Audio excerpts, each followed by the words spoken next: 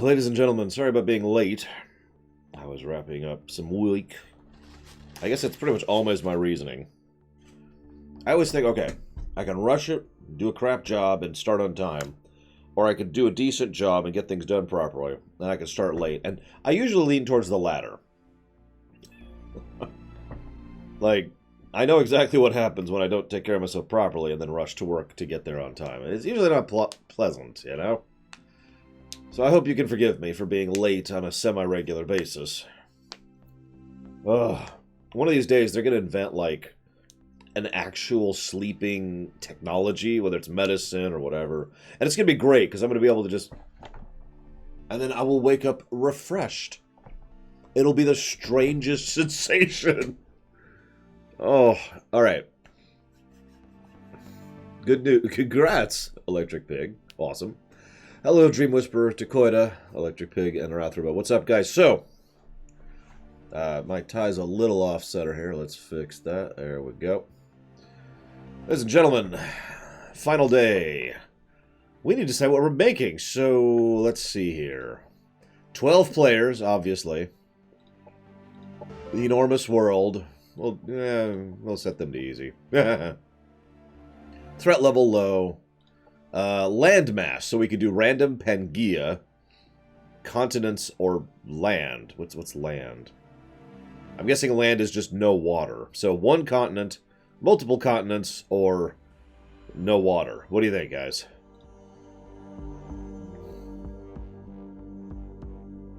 We apparently also have different scenarios. Hang on.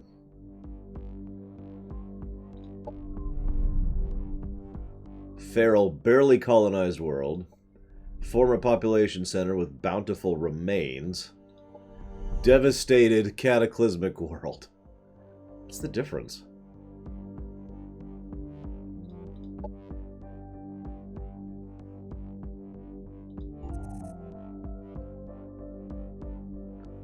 Apparently we also have a... Hang on. So what we got here?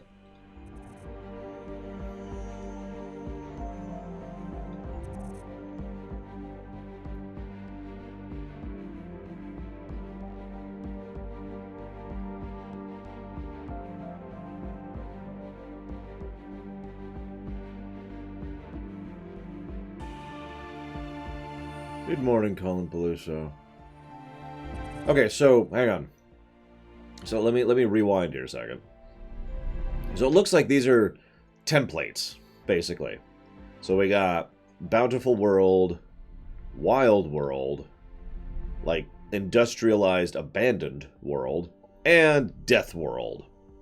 However, if I'm reading this correctly, we could just set all those things ourselves here and determine exactly what we want from a world. So let's see. So we're going to have a huge world.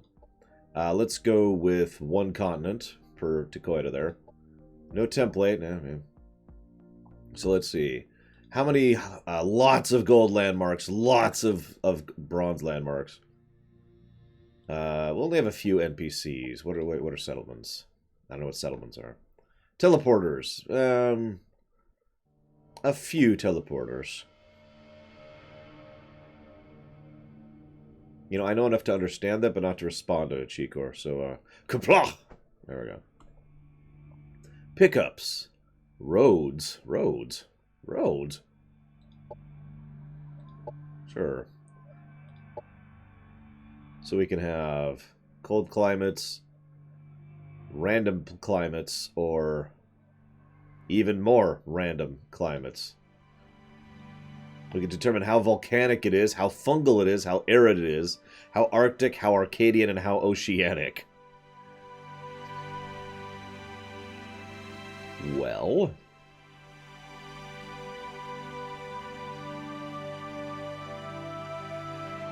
let's go with... extremely volcanic! No, I'm kidding. I'm kind of torn. So we only have... we're one continent, so we don't need a lot of oceans. Let's turn that down. Let's turn up that. Let's turn down that. Let's turn that up. Let's turn that up. We'll leave volcanic there. And then we've got the overlays. fertile, ruins, mountain, forest, wetland, barren, shrubland, chasm. Chasm at the max, obviously. And rivers. So I have a couple rivers, a little bit of shrubs, not a lot of barren, not a lot of wetland, lots of forest and lots of plains. No ruins, no ruins. And not a lot of mountains. There we go. Perfect. This looks so stupid. Classic turns, always ask, always ask. Manual combat, and what is a combat card? Only usable against other human players. Got it. Game speed. Super fast. Starting resources, extremely high. Starting units, normal. World threat level, I believe that low. Faction invasion? We'll leave that at normal. Empire quests, sure. All those things, sure. Heroes, sure.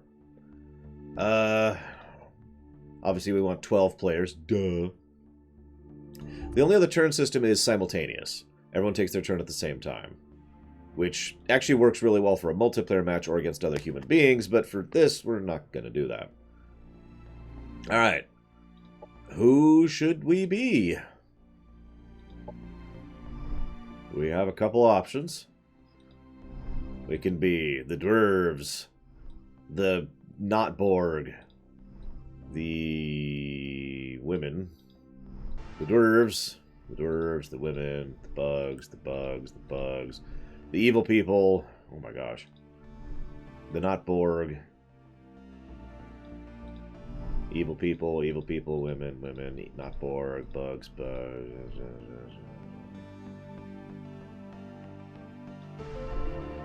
The boring people. Zalok's assembly, and you're one of the biggest people who supported this one, so I'm going to go with your recommendations. Here's what we're going to do. We're going to customize. We shall be Celestian Assembly. No, we'll be Synthesis. Okay. So... hang on, let's see here. We are cruel!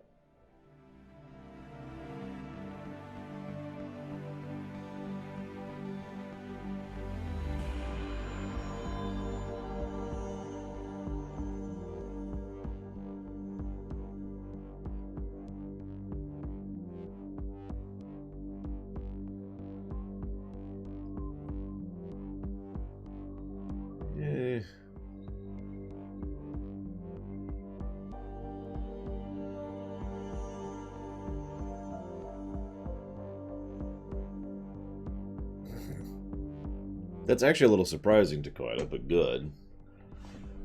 Have they made it so it's a little easier to see enemies? Because that's probably my single biggest complaint about Borderlands games from a gameplay perspective.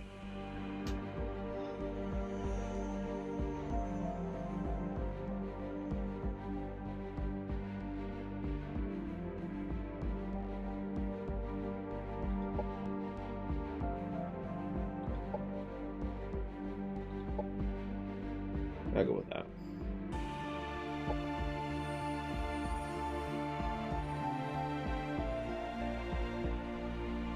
There we go. We're going to be the elusive man.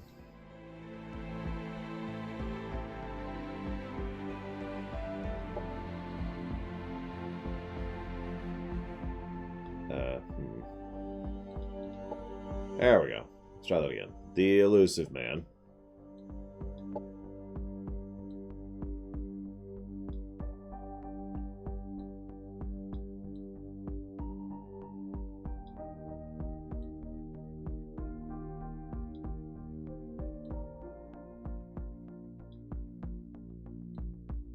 A lot of options for eyebrows for a guy who basically doesn't have any. We will, of course, be bald. Duh.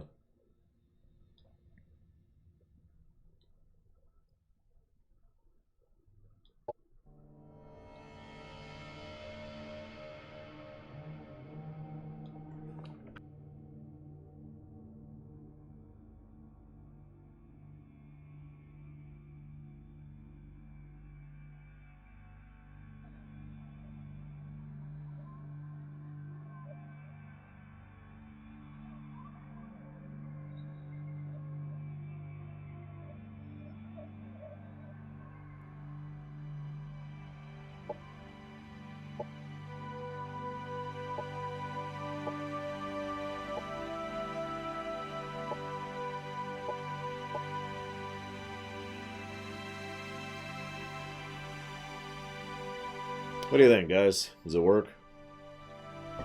Name.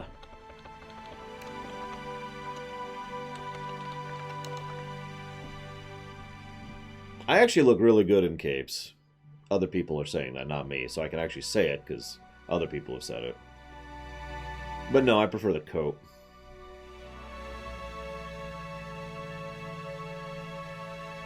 Oh, hey.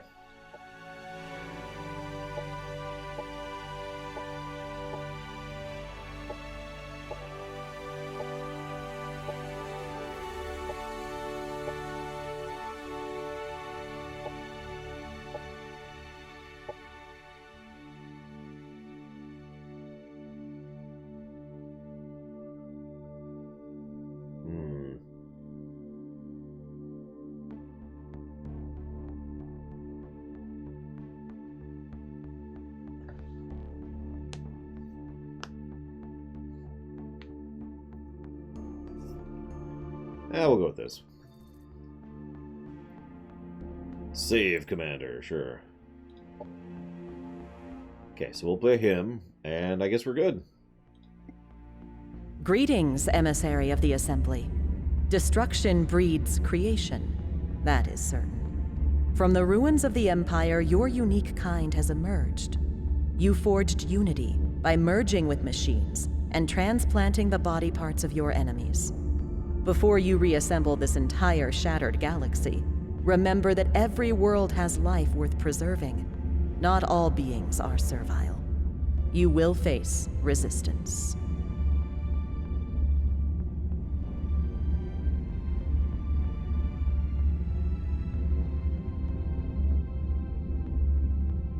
Hey, Tizara. Hello, Adam. I'd say hello, Crazy Norse, but apparently he's gone. One moment, I need to look something up. I meant to look this up yesterday, but it's important that I look this up before I quit, and I don't want to forget.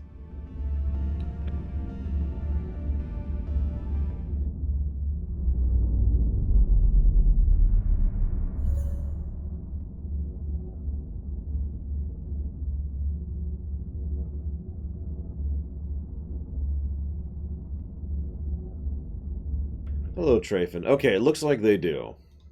So, plus to gameplay.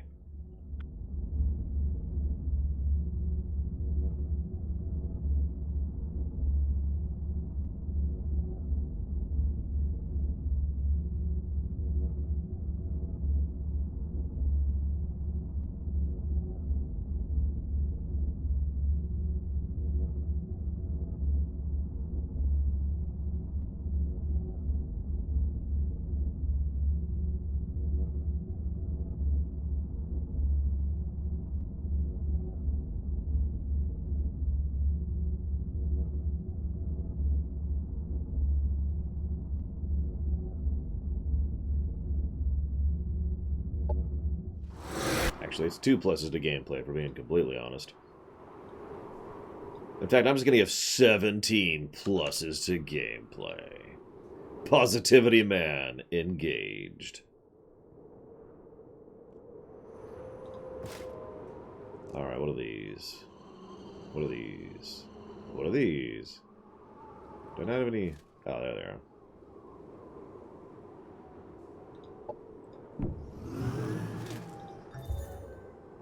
Oh my god. That's Warhammer 40k-ish, isn't it? Ever conversed with an inspector? I have. I was fleeing. The Assembly sent out dozens of floating 3-headed scouts in search of escapees. It's impossible to hide from 3 heads. While its arc rod charged, I groveled and begged for mercy. I am small, shameless, and entirely non-threatening. Perhaps that's why it complained to me. It hated its job. The second it told me the first to shut up. An argument ensued, 3 heads blaming one another for their predicament. Apparently being fitted as an inspector is some kind of punishment. And that's how I slipped away. Yeah, no, that is a triple servo skull of doom. Yep, well, we're the bad guys again. How about these to tell fairy tales of ghouls looting graveyard crypts, hungry to feast upon the dead? Her stories haunted me when I saw Assembly scavengers wandering the battlefields, harvesting flesh from the fallen. As basic infantry of the assembly, one of their arms is replaced by a short-range shotgun. Yet scavengers don't eat flesh. They use their long vivisecting claws to amputate body parts for transplantation. My left leg was removed at the knee in one such unfortunate encounter. Somewhere out there, a part of me fights for my enemy.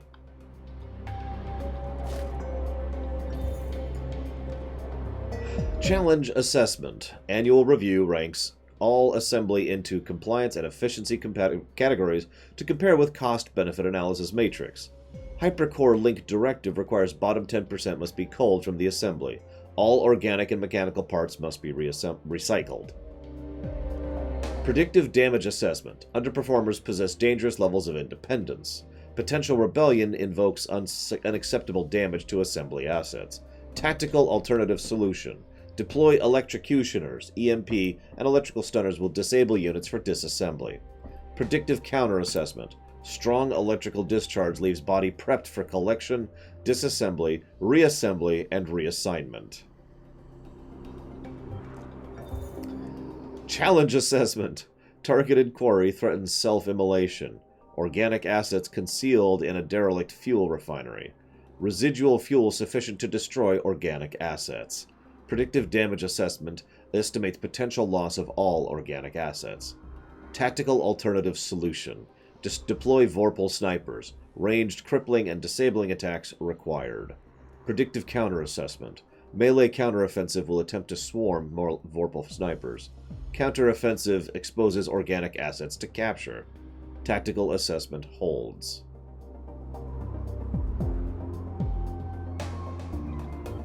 Hello, Humanization. We're the bad guys. Like, straight up.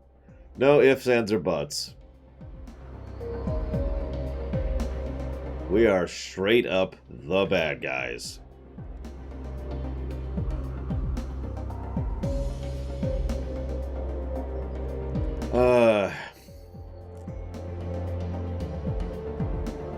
Terrorists.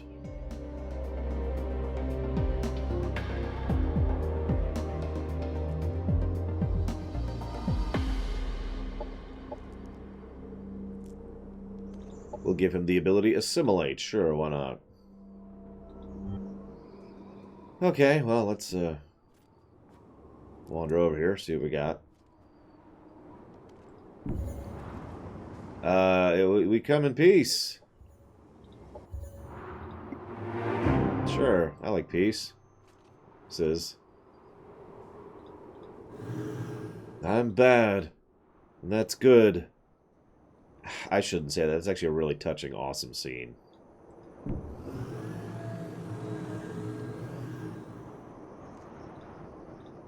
I do apparently like pieces of flesh. Ugh. You know what's funny is tomorrow we'll be playing Expedition Vikings, where we're playing Vikings. So, our trend of being the bad guys continues.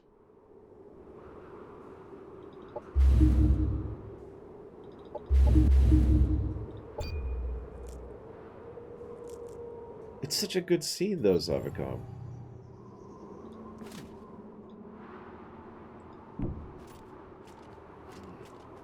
Excuse me, Vikingers, if you want to get technical.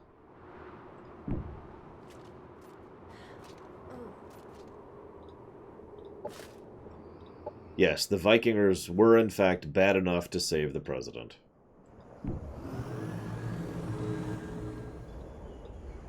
Oh yeah, but we're not the Borg. We're the Strogg. And the Strogg, they're just the bad guys. They know who they are, and they embrace it. God dang it, whatever. Alright, so we've got assembly, firearms, arc, and synthesis. Cute.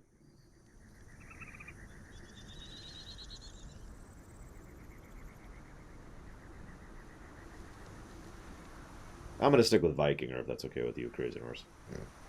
I know you're technically insane and evil, but... let's see here. What's this give us? Basic ammunition. Molecular implant.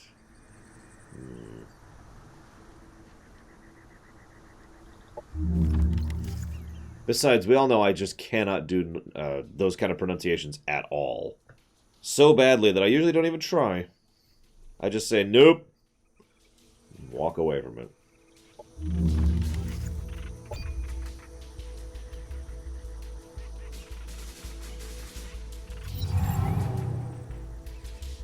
That's true, Cashel. They did have things. Yes, Adam. Today is our last day for this. My point, Crazy Norse, is Viking is actually a verb, not a noun. That's the only point I was making. I was basically making a joke, because I don't care. Nobody cares.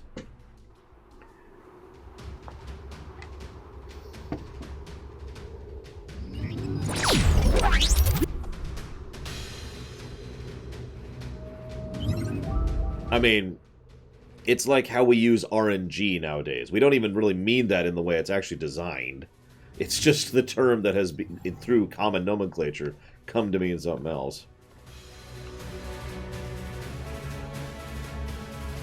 Okay, so we have a stun, we have a blind, and we got a sniper.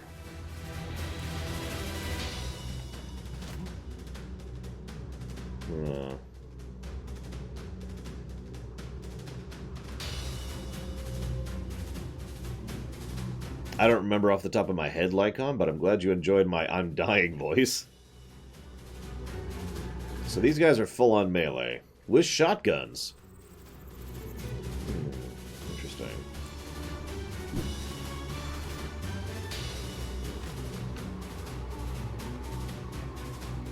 What's he? Oh, is that me? That is me. Well, let's see what my rifle is like. I mean, obviously it's gonna miss, but yeah. What's this?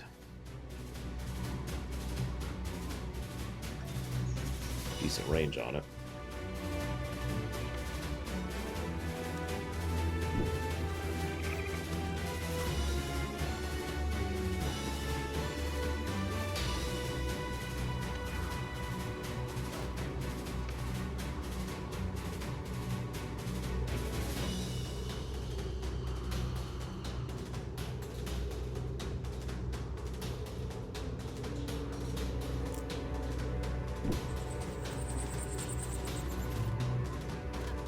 I do like how you can speed up animations, by the way. I haven't done a lot of that, but you can basically click a second time like I just did to be like, just go, let's go.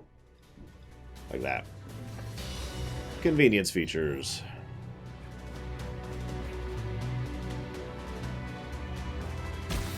Maybe let's speed them up. Speed up.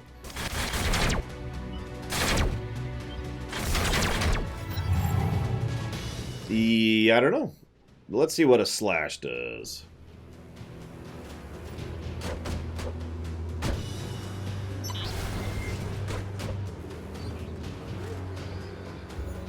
Let's see here, actually. Force fast combat animations. There you go. So it is an option.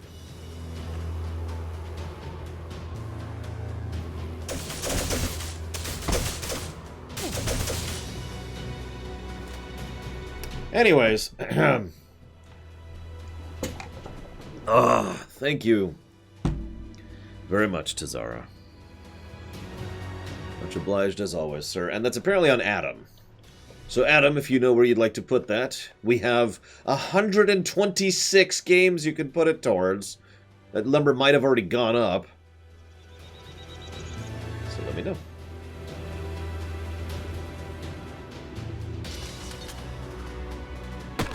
Enemy terminated. Oh my god, really?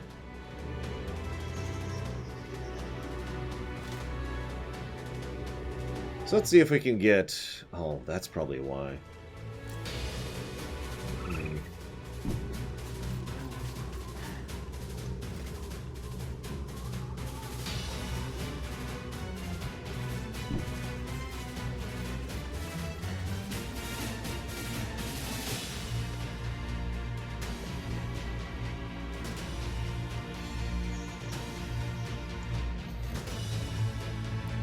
I mean, let's be honest with ourselves for a second.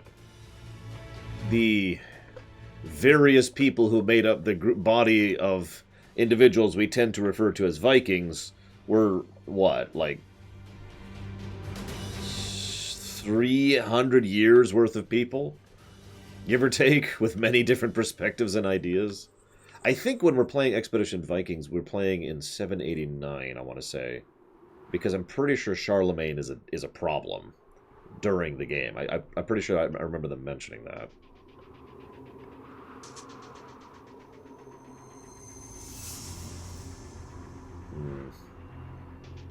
Yeah, screw it.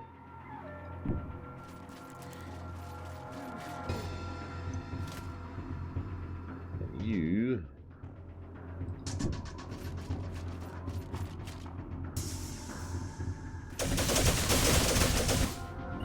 Of course I do, Gubgum. That's why consulting and research are big deals. If you ever don't know what you're writing, look it up. Enemy kill. Aha! I feel like that was an Overwatch that went off. Excellent. I'm gonna go and admit that I don't know off the top of my head who Ragnar Lothbrok is.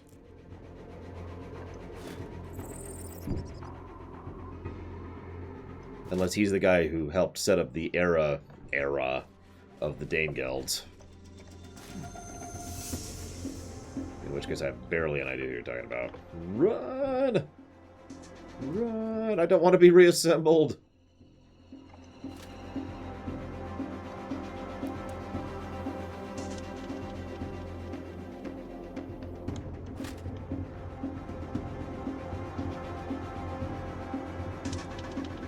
Yeah, I'm not clicking that. It's a dude! Got it!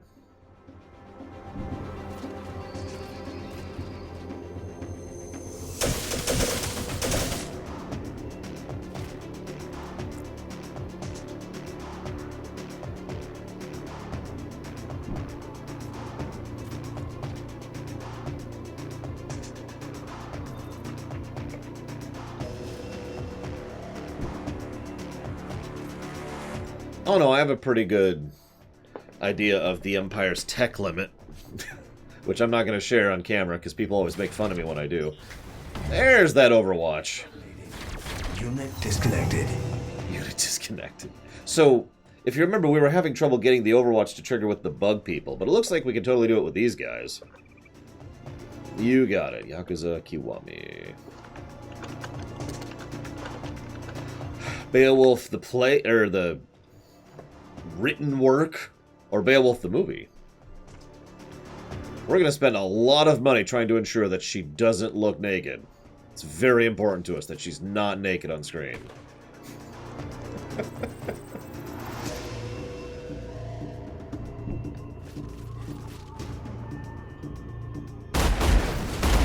Enemy eliminated. Oh, the Star Trek holodeck program. I mean, that's a kind of a below average episode, but as weird as it may sound, it's one of their better early episodes. Objective completed. So, make of that what you will.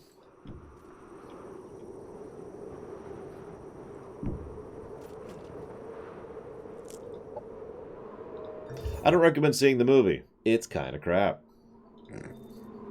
I wasn't even joking about the thing. So, Angelina Jolie plays... Oh, what's her name? Beowulf's mother. And she's basically naked, but they make her featureless, like a Barbie doll. And Of course you follow me. They all do. And I look at it more... I know more about it... or excuse me, Grendel's mother. Whatever. I know more about it from an out-of-character perspective than anything else, because from the design perspective, they really did have her wear this whole weird suit and thing, and then they brought in another actress who ended up being the actual body double for her, and they scanned her outfit, and then they had to make her look like she wasn't naked, even though she was wearing no clothing, and it was a lot of effort, practical effects, and special, CGI effects, all to accomplish this thing, which just didn't even look good. It's like...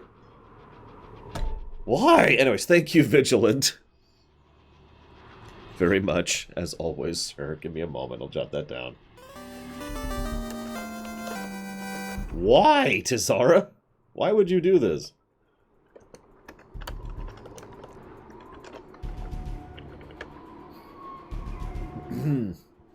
Well, but she wasn't naked in the film. Neither was her body double. That's part of the problem. Hi, Sal here. About halfway done with Chapter 13, for those of you who care. I am not... No, I pay my people, Vigilant. Come on. What, you don't want... You don't want not Nightbot to pick it, Tizara? Hey, you can ask Max Time and Cloud of the Stars. Because I paid both of them for their help with the theater. I would pay... I technically paid salary, but that doesn't count. I would pay all of my actors if I had the money to do so. I just don't. I can't pay 30 people a decent wage. I don't make anywhere near that kind of money. You know, and not without still having food.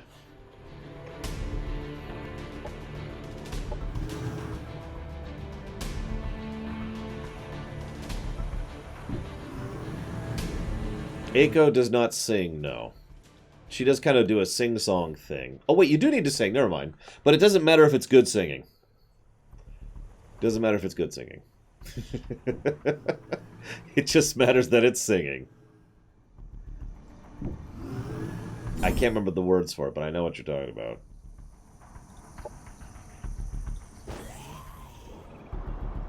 Well, no, because there's this scene where Eiko, which is the character Savakam is playing, is basically singing to herself while she's cooking. And it doesn't matter if you're like, you know, oh, when you're singing to yourself while you're cooking. You're just da da da ba da da da ba da ba ba ba ba ba da da da. You know, it doesn't have to be good. It just has to be real. No, I'll tell you what the real problem is. When we get to a certain point, I'm going to have to figure out which of our female actresses can sing. Like, really sing. Very well. We might literally have a song. One of my regulars, a scientist developing arc weaponry, said that I was his inspiration. My android systems were specialized to avoid static buildup. Something about friction. Rub up against enough people, and it creates sparks. I'm probably going to actually have singing auditions for that at some point.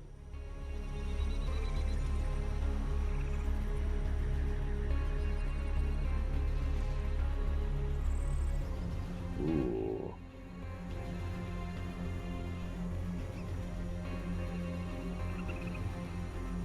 Funnily enough, I'm not sure Tolkien and I would get along based on my studies of the man, which are, of course, incredibly amateur.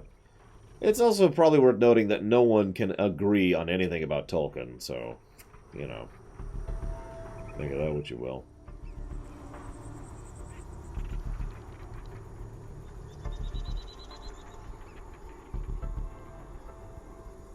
I'll get it, don't worry, Crazy Nurse. I'm trying to find where all the melee mods are, and it looks like it's in this branch, so let's start going down that branch. Efficient scavenging.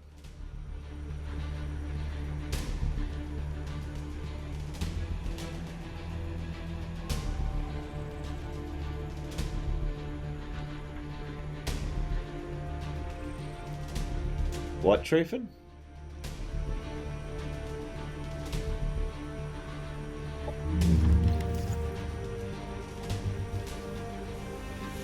Yes, I secretly hate Tolkien. I was the one who went back in time and brutally destroyed him with infinite power. You just subbed?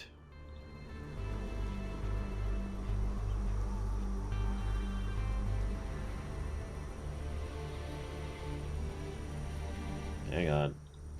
I don't see anything. That's why I'm looking.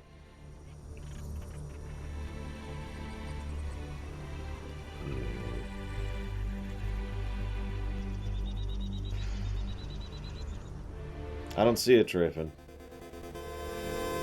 I see Geludo's. I see the gift subs from Tizara, but I don't see yours in the activity feed, which is what I'm checking here. Why is it not?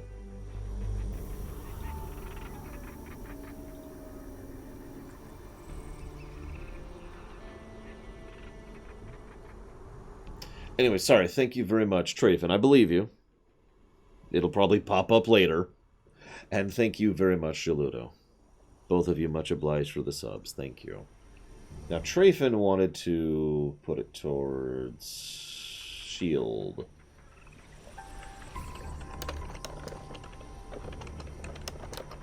And Jaluda wanted to put it towards me being stabbed in the face. Well, okay.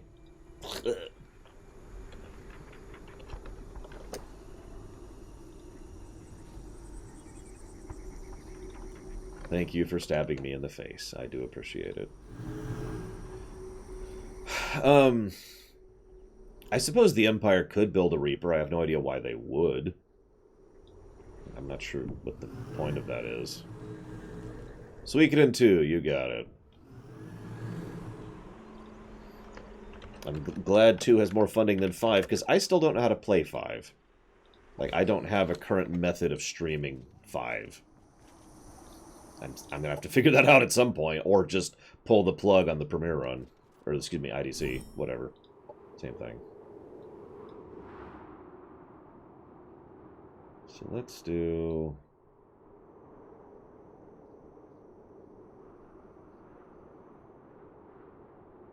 I may have to look into emulation, but I'll go ahead and admit I know nothing about PS2 emulation at all. I don't even know where to start. So I'll have to figure something out on that. Hi, Max Time.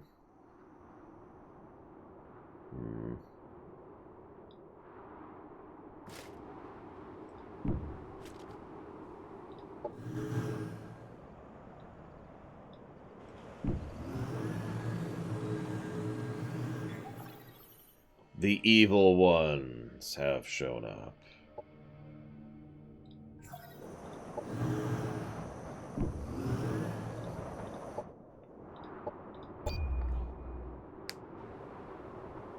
Look, I'm just saying. Nice to meet you. We are happy with everyone.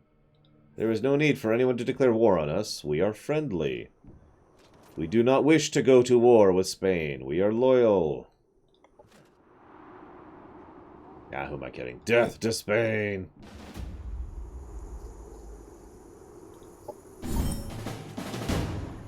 Actually, that is one of the things I've been debating, Savicom. The PS5 has been like, oh my god, the PS5 will totally be backwards compatible. If it actually is, then I'll be able to play PS... If I can play a PS2 game on the PS5, that'll actually solve a lot of problems for me. Because right now, I really don't have a way to stream any PS2 game at all. I could probably look into it. But again, I have nothing as of this moment in time. If someone walked up to me and said, hey, here's $1,000 to play a PS2 game, I'd have to say, can you wait a couple years? No? Okay, well, let's figure out emulation then. I have no idea, Crazy Norse. That's the point. We don't know. We know nothing.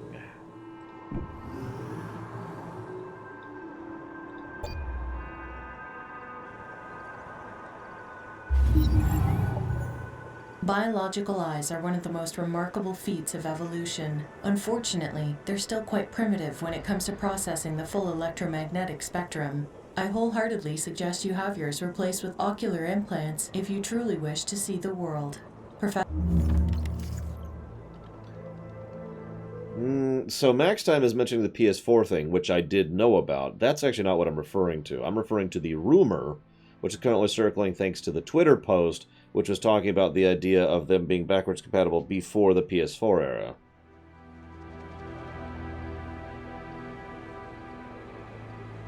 Which, last I checked,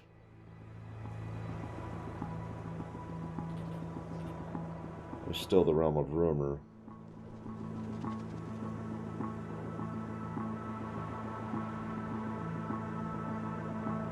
Yeah, they have stated flat out and with sincerity, PS5 will be backwards compatible with PS4. However, they have not said with certainty whether it will or will not be backwards compatible with PS3, 2, or 1. So that was 3 weeks ago at that point. So fingers crossed.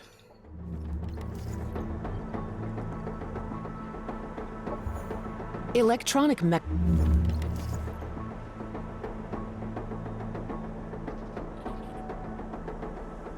Now, PS5's coming out late next year. Gum Gum. Also, Mass Effect.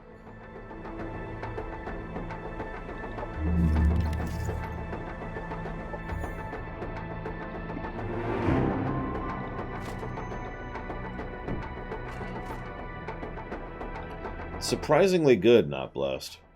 The only downside is it doesn't have the expansions, which it really should. But, you know, whatever.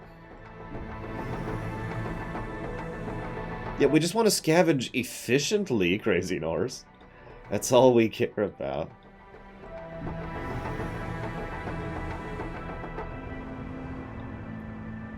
In-engine cutscenes aren't all that hard to do, really, compared to making an entire RPG of virtually any type.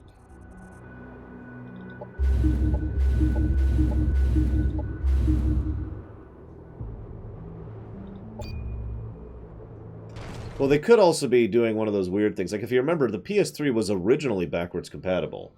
And then they got rid of that in future PS3 models. Which is just aggravating as hell, by the way.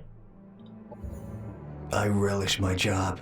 It affords me a chance to exercise my true calling as an artist. Did you know that with a little creativity, legs don't have to go back onto a body in just the same spot as where you took them off?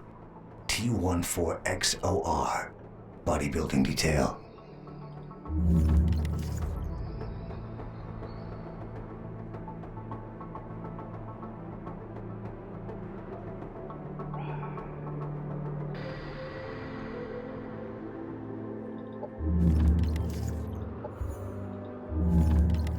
Telling you, we're the bad guys. Let's just embrace it. Please leave. Thank you.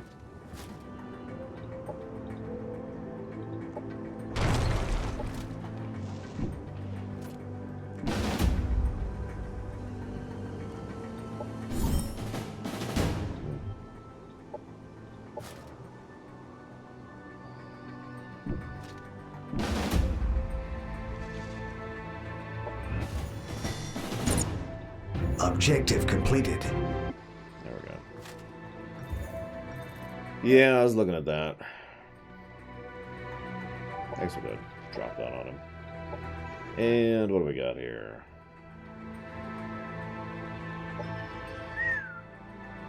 That is a good repair per turn. It only affects cyborg and mechanicals, but it's 12 health every battle. That's kind of nuts.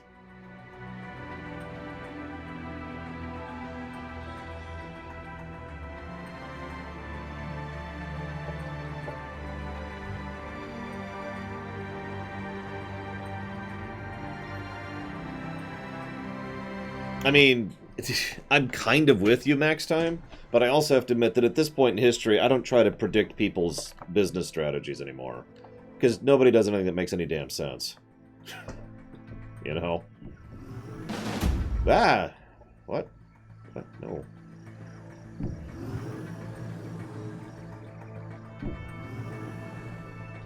I am admittedly holding out hope for backwards compatibility with the PS5. We probably won't get it, if we're just being honest with it. But I can still hope. Didn't I already... Oh, whatever.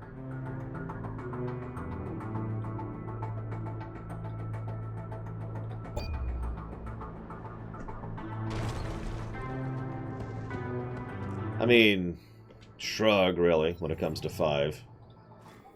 What? Hi! We are nice people. We are happy people. We wish to not be at war with you. Can we not be at war with you? Please. Operations available for priming. Eh. We're not ready for war. I mean, rebellions are built on hope. And definitely not bombs. And violence and death and killing. Pain and suffering and misery and agony.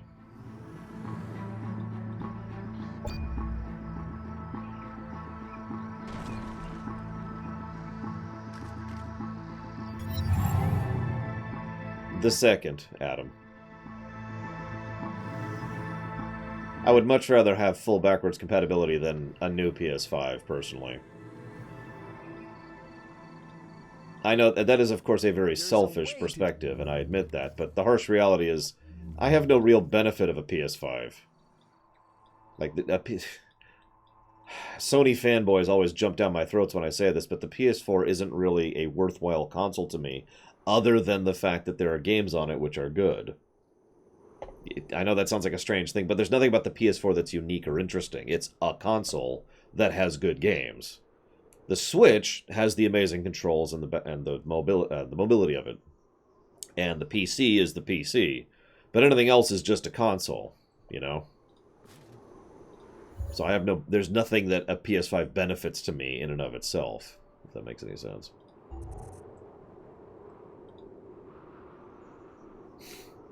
Yeah, Suikoden 5 getting a proper remastered port to the Switch would be nice.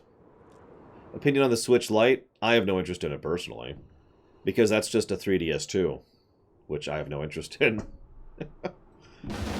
That's another depends on the library thing. And the library's fine, but I just don't care. I don't even understand that question, Adam. How could AAA industry demand a PS5 exactly? I mean, don't mistake me. This is why I say it's selfish, because the real benefit of a PS5 is for people who don't have PCs. Now, I know that sounds like I'm being mean, but I'm not. There's actually I've said this many times, there's actually a fairly large barrier in between, you know, the average user and having access to a full gaming PC. There's time, there's money, there's knowledge and expertise, and there's upgrading, right? Imagine razor-sharp blades springing from the ends of your fingers. Keep your hands if you insist, but consider implants. Bionics are far superior. They can carry you indefinitely, and decay is far less consequential, because these parts can be replaced and upgraded. Cute.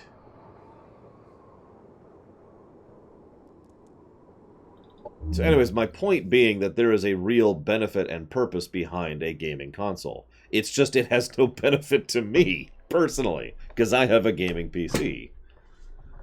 I do too, Takota. It's one of the better ones in this. Anyway, so Adams is graphically demanding. That's my answer to that.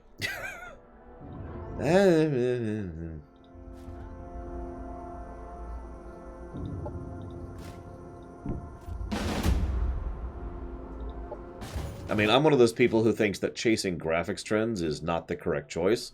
And I've thought that for about 15, 20 years, something like that. It's not a new feeling. I mean, don't mistake me, Red Dead Redemption 2 looked really, really good. It probably looks even better on the PC. You know? It's like, there we go. Perfect.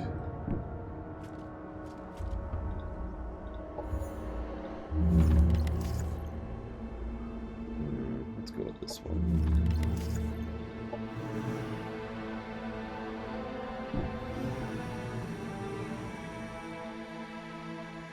Like, again, I'm probably the worst possible person to ask anything about the Xbone or the Sony, because I am not the target demographic for that.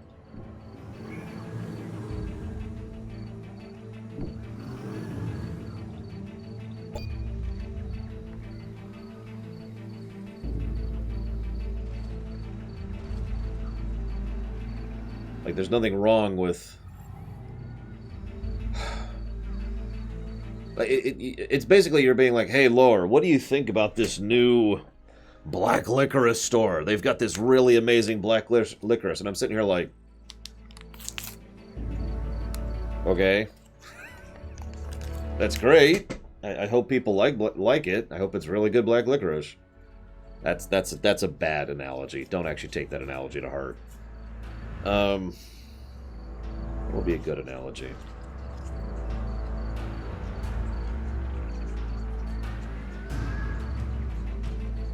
So now I'm thinking. Yeah, coffee store might work a little bit better. Because the whole point of black licorice, as far as the terminology, is that it's something that makes no sense to me in any way other than distantly intellectually that other people like. It's something that literally makes me vomit. But people like it. Somehow. For some reason. I don't get it. But yeah, I might go into the coffee store every now and again to enjoy the smells. Sniff, sniff, sniff.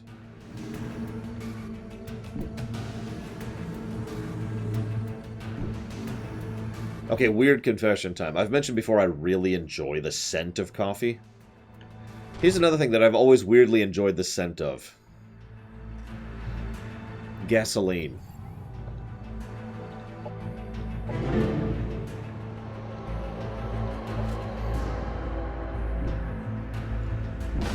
Like, you go into the gas station. Oh my god, Saldir, really? You go into the gas station and there's just this nice little pleasant scent there. It has to be a light scent, because I know exactly what that smells like when it's too severe, because I've been around a gas leak before and it's pretty awful, but...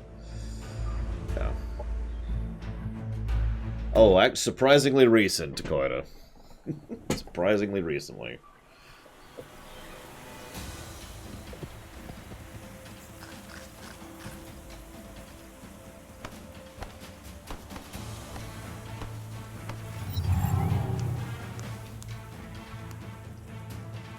I do agree, though. The gap on emulation is closing. I feel so weirded out. Again, I can't predict companies half the time. If I was a gaming company, I would be trying to get ahead of emulation. I would be trying to push emulation. Purchased emulation. Official emulation. I would sit down with industry professionals and try to make a really good professional emulator for a lot of my older consoles and a lot of older games, and try to sell that to people, you know? But companies have just been barely dipping their toes into emulation, officially speaking. And most of the time it's just kind of, you know, oh no, we need to port this game to a modern system, but it's actually just being emulated. I mean, remember when the PSN started releasing PS1 games? All of those are emulated. Oh, I know, Crazy Norse. I am well aware.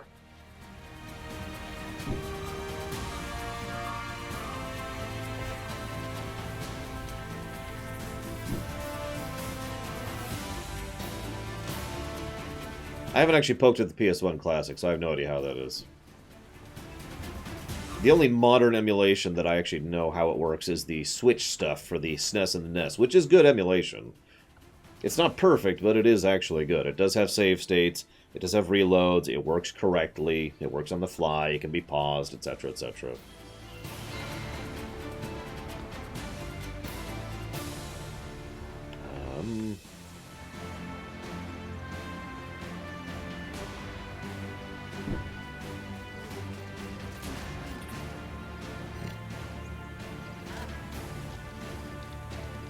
I mean, I know. We need to figure out how to make as much money as possible with as little effort as possible. Because our first priority is money, right?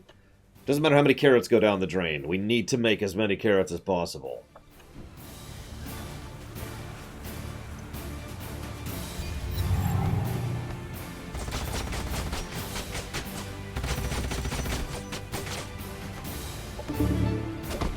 Pax and I were talking the other night about the SNES stuff on the Switch. Operations ready. Especially, you notice this is November now, and we haven't had a second batch of SNES games on the Switch, which is actually pretty bad. But anyways, the relevant point I was trying to make there is we were wondering why certain specific games weren't on the Switch SNES thing. Some of them make sense, like Mega Man not being there makes a little bit of sense since you can literally buy Mega Man X 1 through 8 on the Switch. And I highly recommend you do, by the way. But some of them, it's like, why isn't FF6 in the SNES store? Well, because it's on the SNES Classic. And this is consistent. If you remember, they had the virtual store for both 3DS and Wii U, And, like, it's like games would usually only be on one of those things, so if you wanted a decent library, you had to have all of them, and it really sucked. As a fresh reminder, the only, other than the SNES Classic, the only time FF6 has ever been on any virtual store on any Nintendo console since then, since the SNES, or the GBA if you want to go that far, is on the Wii. And you can't get it anymore. It's gone.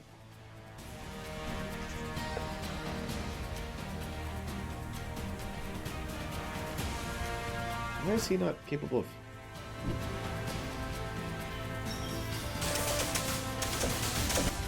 Enemy annihilated. Hi, Andrew. Sorry, I'm just ranting at this point. Ignore me.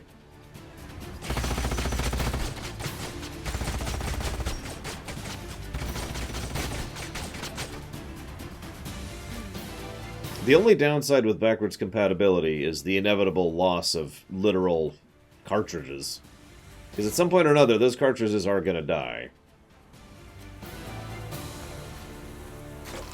I mean, that's already been happening for years. That's not even a new problem.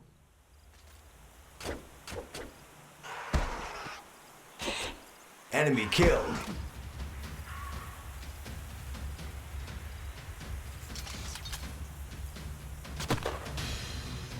See, people with proper technical expertise do know how to both salvage and repair existing old cartridges. Enemy killed. No. No, whatever. But, how much do you think, like... Forces are victorious. Like, what I'm trying to say is that's not a good answer. That's not a good solution. That is a solution for people who know what they're doing. And that's not readily available, especially since it's technically illegal to do that for money. So you can't really offer that as a service for other people. You know?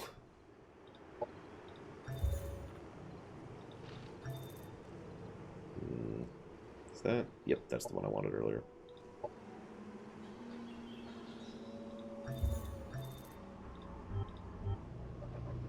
One of the reasons I'm so in favor of official emulation policies is because it's one of the better large-scale solutions. I don't want to say universal, but it's something that could affect the largest group of possible players. Because all you have, like, to use an example, let's say, just mystery land for a second. Let's say every SNES game just came out on the Switch, right? That is a very accessible solution for a huge body of people, right?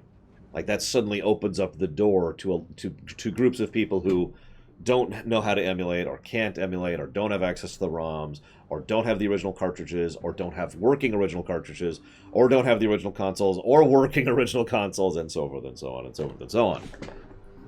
Switch, games, done, you know? It's one of the reasons I've been pushing that so hard. Now, the problem is, there's another... Oh, yeah, it's also legal. Sorry, it's also legal on top of everything else. The further problem here, though, and what Finger Muffin says is absolutely correct, we don't really own that. Like, it's basically a rental. Like, right now, all the SNES stuff and NES stuff on the Switch is rented in terms of ownership. And that sucks. Which is why I would rather they just frickin' release it so I can buy it and be done with it. This is also one of the reasons I'm so in favor of the collections that Capcom's been all over. Like, check this out, right here. Right there, Mega Man X Collection. I know you can't tell, but it's that one right there. This is awesome. I'm going to be able to play Mega Man X for the next 10 to 20 years because of this right here. Like, pretty much regardless of other circumstances. There's also the Mega Man Classic Collection, which is that one right there. Yeah, that's awesome. We need more of that. I would probably pay decent money for a good Mario collection. Depends on what it comes with. That would be France, Crazy Norse.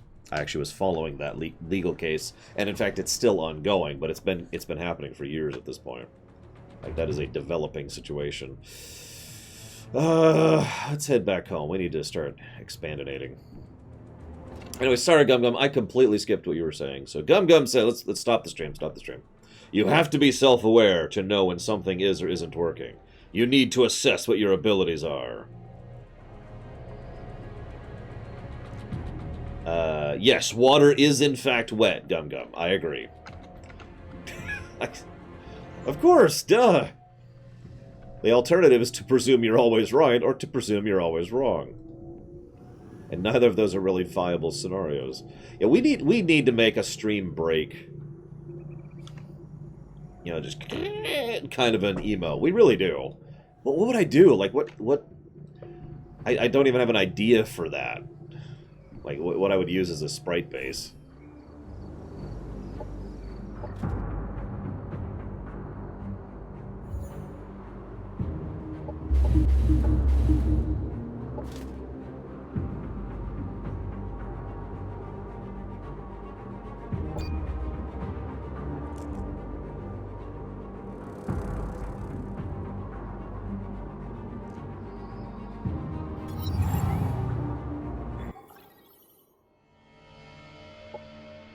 Objective completed.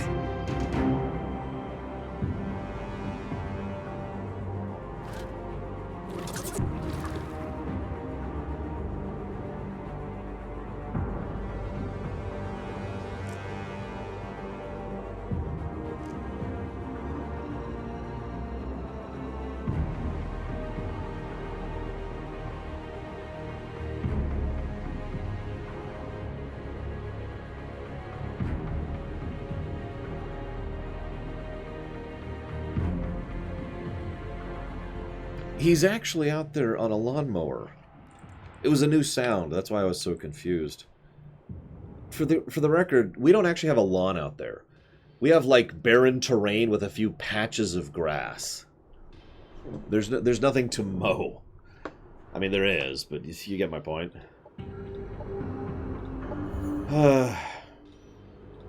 Operations available for priming. Sure.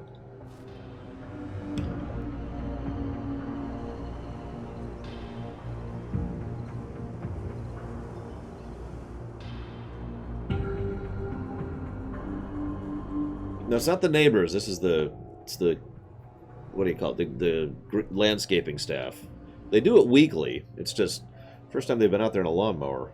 Anyways, so I can think of a few games with like a switch in them, but I don't know if that would work.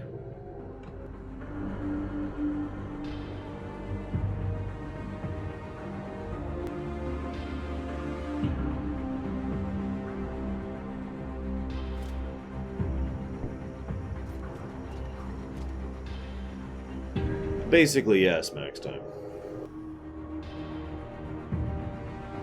What's funny is homeowners associations tend to be the same thing.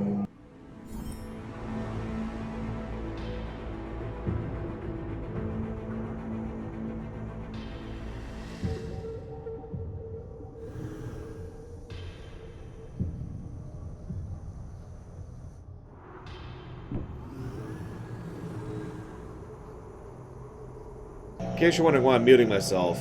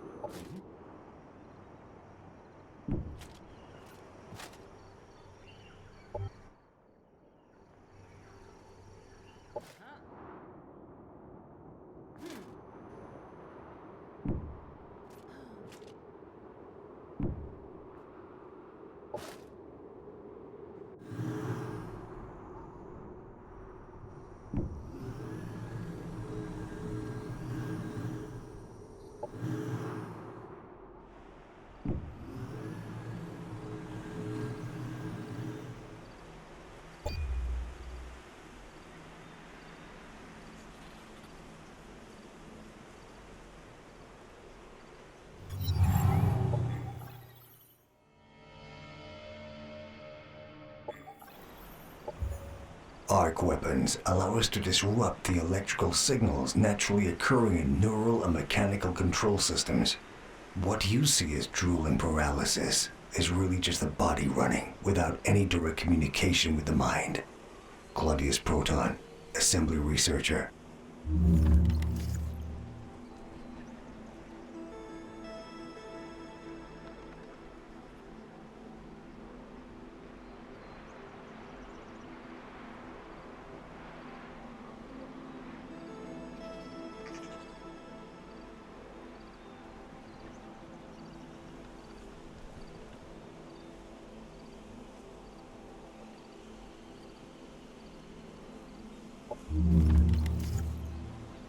Okay, I think they're done for the moment. Ahem. It's fine, Gum Gum. Nobody cares anyways, right? Please allow us to have this location. Thank you.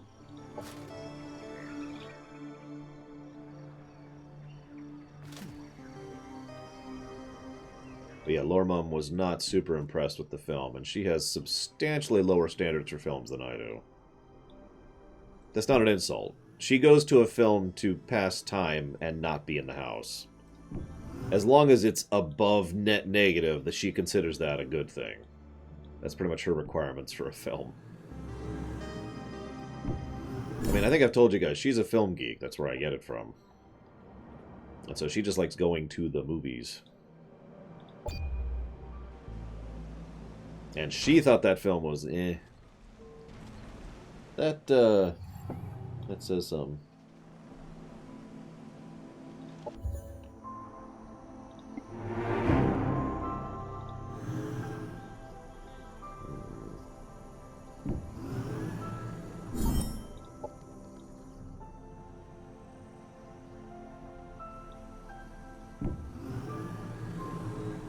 Well, no, it basically says it's a 0 aura net negative. Which is still not good. In fact, it's horrible. Horrible! Wow, he died. Okay. Are they still building? Ugh, build faster.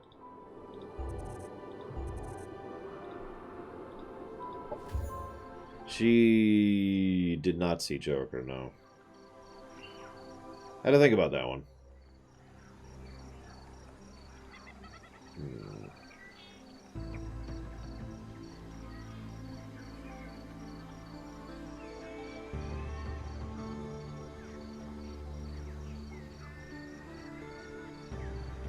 I will, Crazy Nurse. I'm still building. God, gotta build first, man.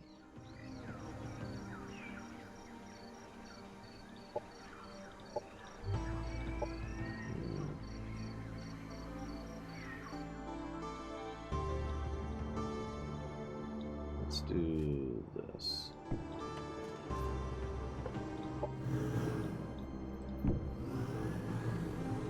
Alright, here's a random question for you guys. What's the worst film that you've still enjoyed?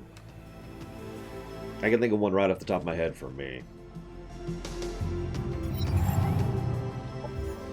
By collecting ionic radiation, we create permanent levitation. For the sake of efficiency, permanent levitation eliminates the need for legs. They can be removed and attached to another. Zootroticus.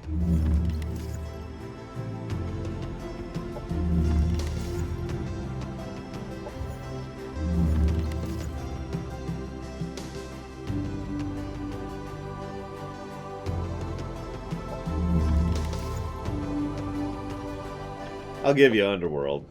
I will also give you Batman Returns, which I enjoy way more than I have any right to. And way more than it has any right to be enjoyed. I used to see you. Oops, wrong button. Good night, Adam. Have a good eves.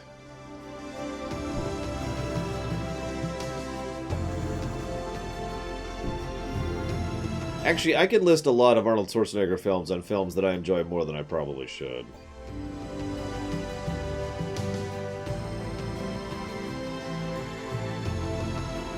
What killed the dinosaurs? The Ice Age! Oh, God, yeah, Demolition Man. Now, Demolition Man's fun, though. I like Demolition Man. It's actually probably my second favorite, third favorite Sylvester Stallone film. Sorry, I had to think about that for a second. You even like Ivan Ooze, Savakram? Yes, I saw that. In the theaters.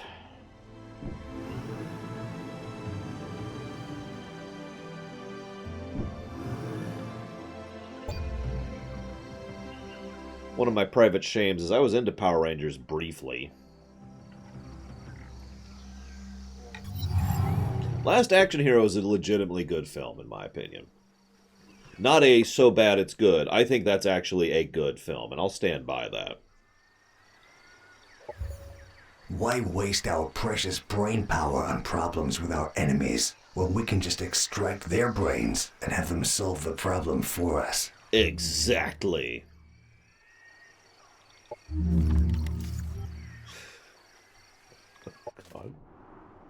No, okay, so the one I was actually thinking of, by the way, Hudson Hawk. You ever heard of that one?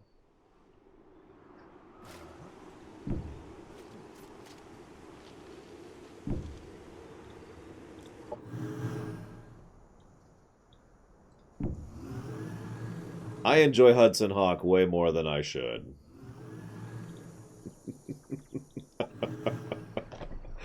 What's funny is I didn't realize for years, so I actually owned a copy on VHS. Well, we owned a copy on VHS, and then like the internet became a thing, and then years later I discovered that apparently it was listed as like a horrible bomb movie.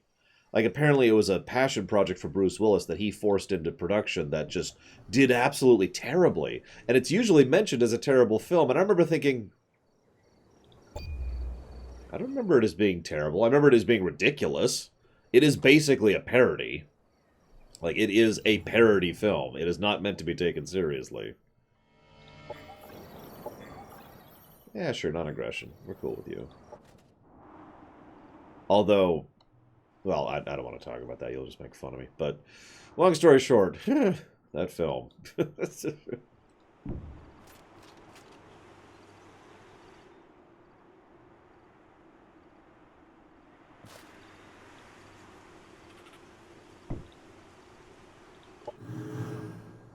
Yeah, Starship Troopers. Look, at least they have the nude shower scene, right? That'll bring people into the box or seats or whatever. And then people will be killed in horribly gory ways. And then, it's afraid! It's afraid! God, that's such a stupid movie.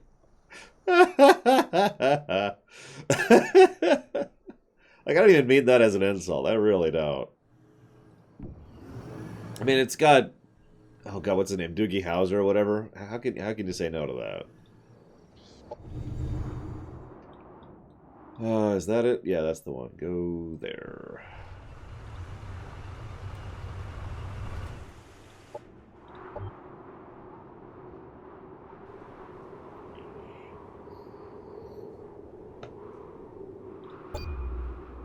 I mean, I admittedly don't like Starship Troopers the book, so I was willing to just kind of accept Starship Troopers the film because screw the book, right? Speaking of which, Total Recall. Well, we're thinking of ridiculous Schwarzenegger films that are weirdly enjoyable. And nothing like the source material. No thank you. Why don't I like the book? Pass. I'm just not going to answer that one. Just going to move on from that topic. There we go. We've moved on. We're good. We're good. Of course it's afraid. I've seen... so I've never actually seen the second Total Recall film.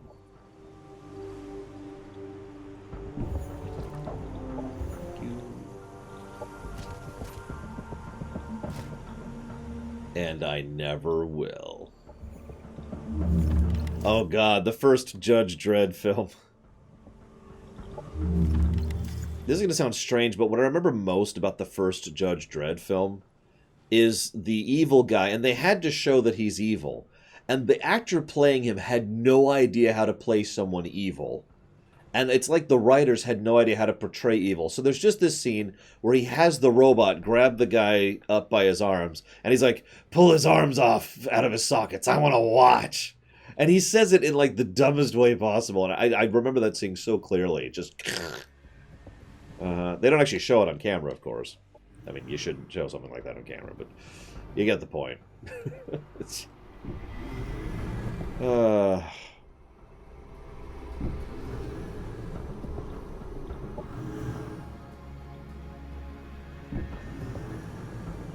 I am the law.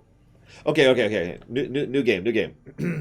Favorite Sylvester Stallone film. Favorite Arnold Schwarzenegger film. Favorite Dwayne Johnson film. For any reason. Because it's schlock or because it's great. Up to you.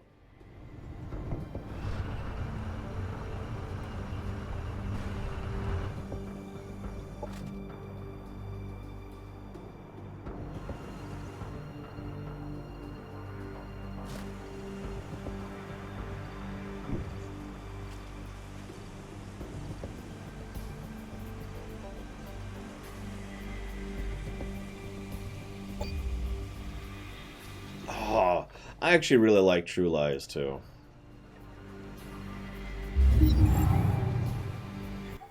I would, however, probably go with Last Action Hero for Schwarzenegger.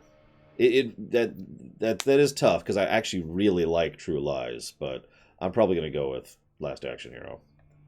For Stallone, I'm actually pretty torn on that one, too, because I actually like Rocky and Rambo 1, both of them.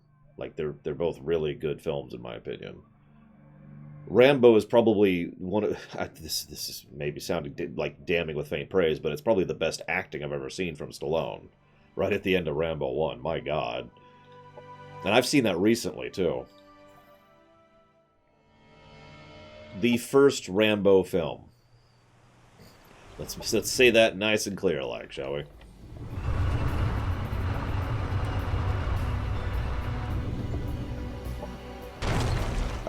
The one with Antonio Banderas, Dakota. Actually liked that film, too.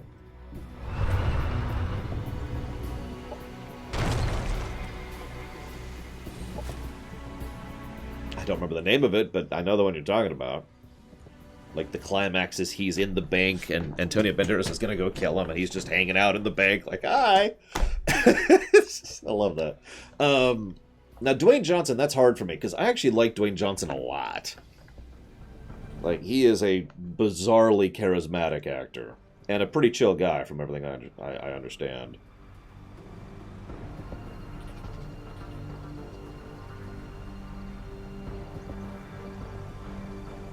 I also love the man's just general passion. Like, you gotta say something for someone who makes his fortune, and then says, alright, I want to go into acting. And everyone's like, what? But you're a terrible actor. And he's like, no, I want to act. And credit to the man, he actually took the lessons and got the training and devoted himself to it and actually became a surprisingly decent actor. Like, I wouldn't call him one of the best actors ever, but the man threw himself into it.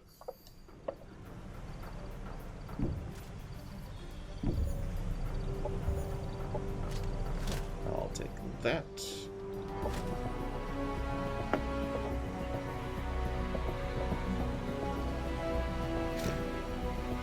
Yeah, probably the biggest complaint I have about the first Rambo film is the cop. The cop. Where would I put Dwayne Johnson? I have to admit, one of my first thoughts for Dwayne Johnson is actually one of his earliest films. Get Shorty 2. I forget the actual name of it. Apparently it's Be Cool, but it's the second Get Shorty film.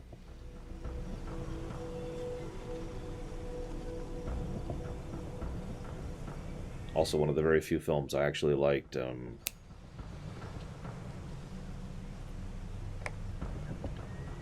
God, I can't think of his name. The Battlefield Earth guy in.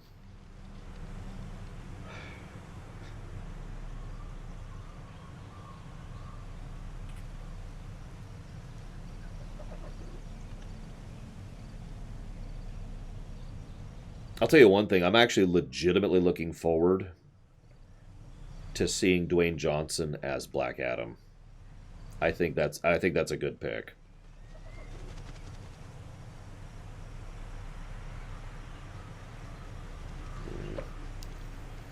John Travolta. That's his name. That's his name. Yeah, I don't like Travolta for the most part as an actor. There are very few films I like that he is in.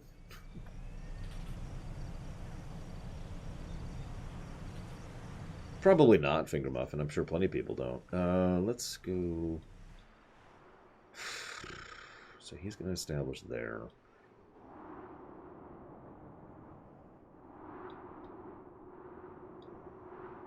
Let's go there. Funnily enough, I don't like Pulp Fiction. I've never liked Pulp Fiction, even ever since it came out. Not to speak ill of it, it's just it is very much not my film. That is super not my film.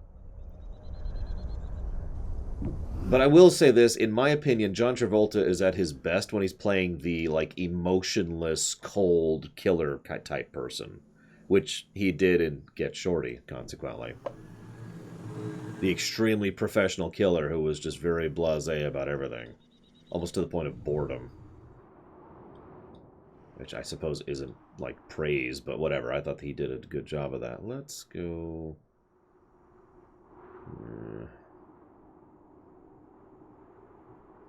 I could see that style there. Yeah, I could see that. You're right, he does do that same kind of role in Pulp Fiction. You're right. Face Off, Dakota. The meme movie, in which Nicolas Cage and John Travolta just have fun for an hour and a half. Nick Cage, now that's another one I have trouble listing films I like that he's in, because Nicolas Cage has this really weird tendency to be in really depressing films. Like, really, just starkly, just, oh God, kill me kind of films. And he's also in ridiculous films. And, like, that's his categories right there. There's really dark and depressing and really ridiculous. And that's his shtick, is those two categories.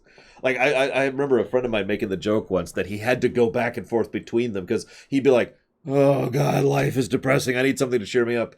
Con Air, you know. Anyways. Let's quit that and that. And but my favorite Nick Cage movie off the top of my head is either The Rock or Con Air. I'd have to actually think about that to go. Oh, or National Treasure. I hadn't thought about that one too, because I legitimately like all three of those. The Rock is also probably my favorite Michael Bay film overall. Sure. The sea is rich with resources. The constant motion of waves and the stirring tempest fuel our energy cells. It is time to take the sea and all its wealth, wildlife, fish, ships, and most useful of all, fleeing sailors. Delicious fleeing sailors. Well, yeah, I think, this is going to sound strange, but I actually legitimately enjoy Armageddon. For what it is. And again, you can make fun. It's okay. But... Operations available for priming. What do we got here? The Michael Bay Armageddon, if it's not obvious. So there's a meteor coming, and it's going to smash into the Earth. And so it's like Bruce Willis... Oh, God, it's a huge cast. Like, it's a huge cast of surprisingly decent actors, and then not great actors. Like, it's got Steve Buscemi in it, it's got Ben Affleck in it, it's got Liv Tyler in it, it's got Bruce Willis in it. It's got the Texan dude who's actually a really good actor, who usually gets really strange roles in it.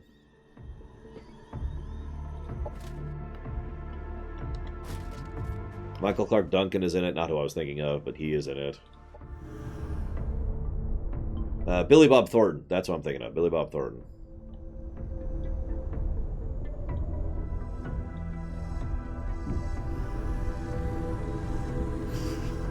I mean, it's a stupid scene to Koida. For those of you who don't remember, he's like, I'm gonna say goodbye to my daughter in a tear-felt reunion that lasts like a minute and a half while the asteroid is already at the point, whoops, of being too close to be destroyed. Like, dude, the asteroid, it's right there. You hit the button. Anyways.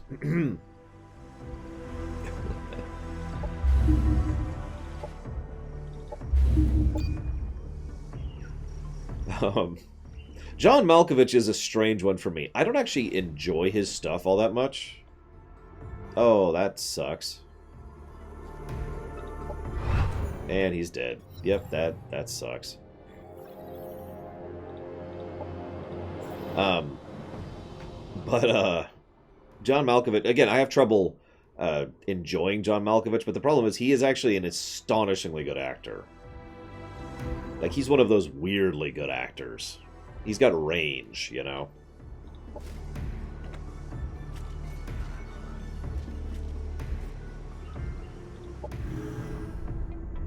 He's like Ben Kingsley, another very good range actor.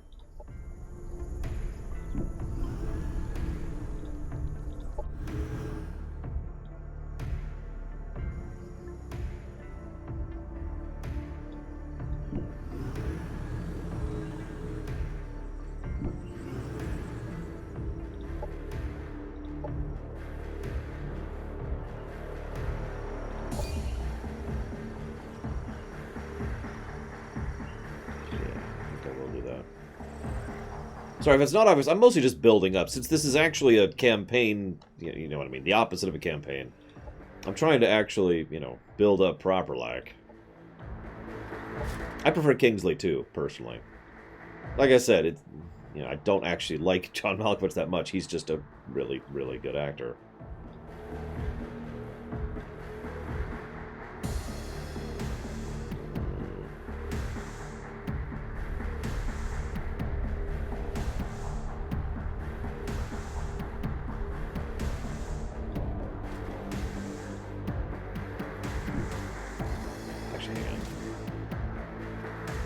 Grab that.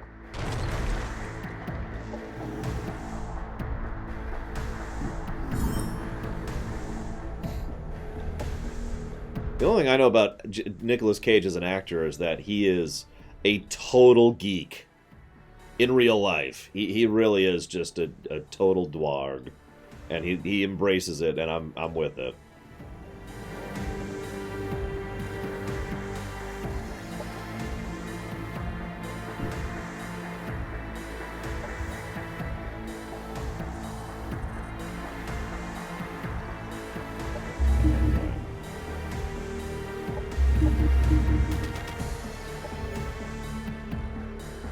Oh god, I know the one you're talking about, Zalok. Oh, what's the name of that film? Where John Malkovich is playing a supremely obsessed individual who's desperately trying to film real-life vampires. And he actually films a vampire as it dies to sunlight. And the whole time he's just filming it, geeking out about it. It's actually a surprisingly good film.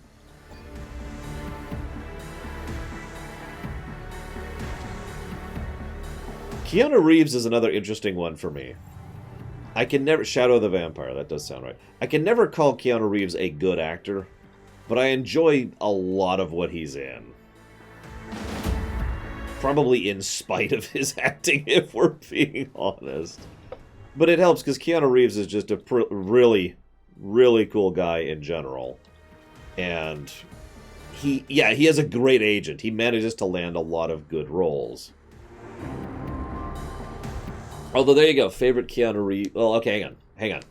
Rather than your favorite Keanu Reeves film, as in a film he's in, your favorite role, like the best job you ever think Keanu Reeves has done in a role. Let's go that direction with it.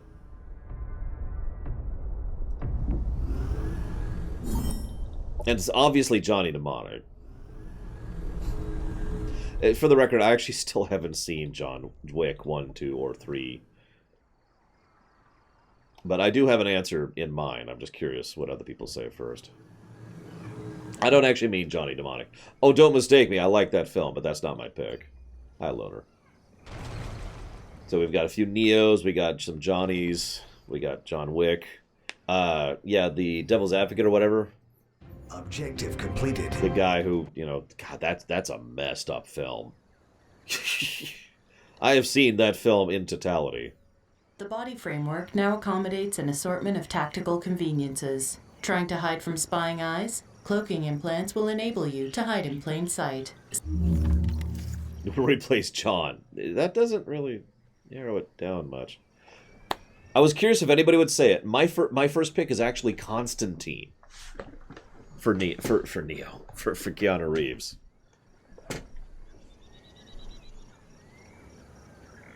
He did a weirdly good job as Constantine. Because he managed that just kind of... Alright, I guess I'll go and deal with this problem. Like, he knew exactly what he was doing, and he knew exactly how he was dealing with it. And there was just this sort of...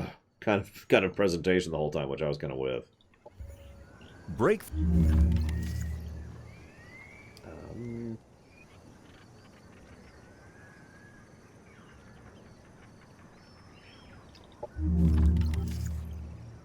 I have to admit, so Constantine also had two other really fun factors to it. Number one is, of course, yeah, his character name is Johnny in Cyberpunk. Number one is the fact that the woman playing Michael did a weirdly good job of it, as she usually does. I forget the actress's name, but she's good at weird roles like that. And, of course, the guy playing Satan was just... Whew, yikes. Tilda Swinton, that's her.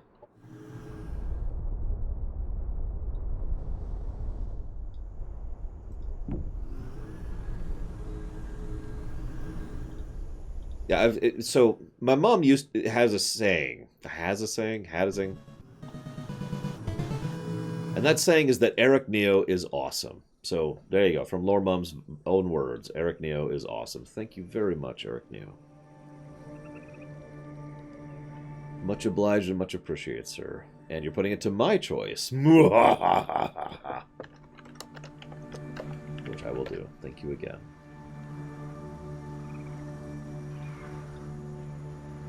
The actual thing she said is that you can tell the type of person by the way they portray an evil character.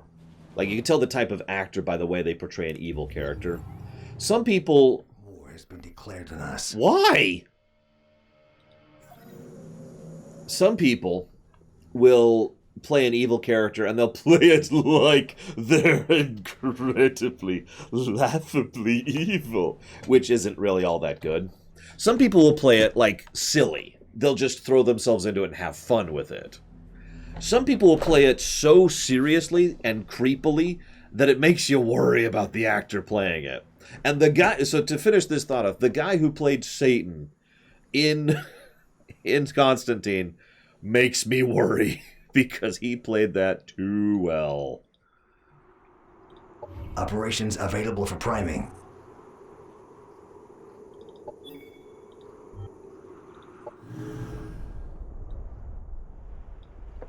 Yeah, Kevin Spacey in Seven, that's actually another good example of that, yeah.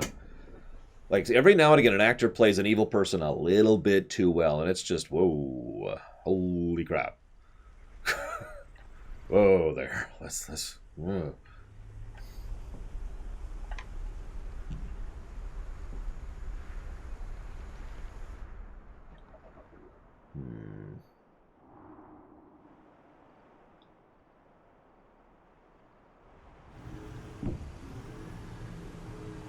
Well, see, I love playing an evil role, like, for fun, you know? And I guess I shouldn't even say evil. I like playing the bad guy. But again, it's mostly just, you know, I'd be a good Kefka. I would not be a good, the guy from Seven. I can't think of his name. You know, the actual character name.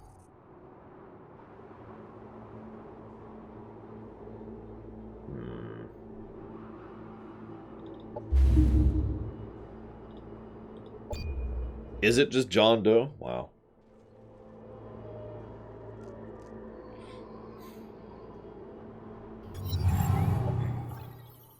Okay, I know this is going to sound weird, but the type of evil Kefka is just different from real-life evil. And I guess that's just the way I'm going to phrase that, because... What in the hell? Because real-life evil is just... I'm not actually going to bring up things that real-life evil people do, because that's not what this stream is accepting about.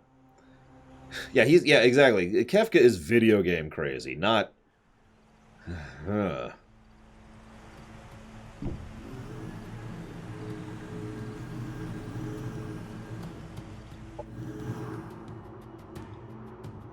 And yeah, Silence of the Lambs is another good example of an actor playing a villain just a little bit too well.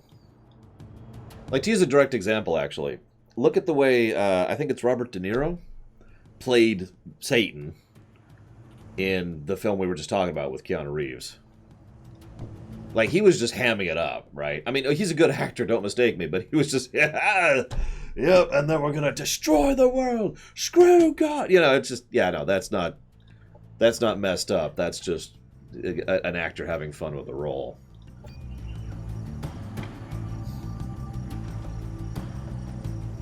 Was it Al Pacino? I get Robert De Niro and Al Pacino confused so much. I really do.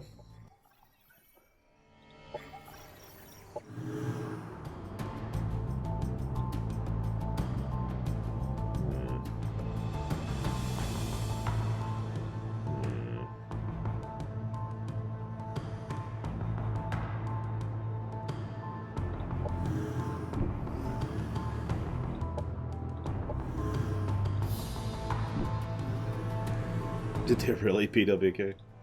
And what's the bank robbery movie? Because I think I've seen that. Or was that Heat? In which case, never mind. Heat is a great film.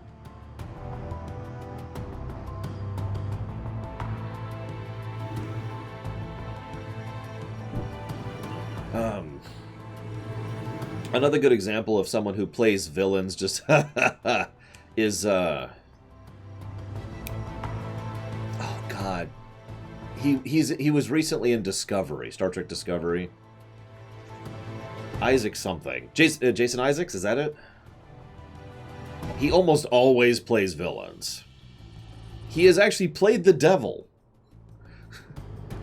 in the recent Castlevania reboot. No, not Oscar Isaac, different guy. Although he's a good actor.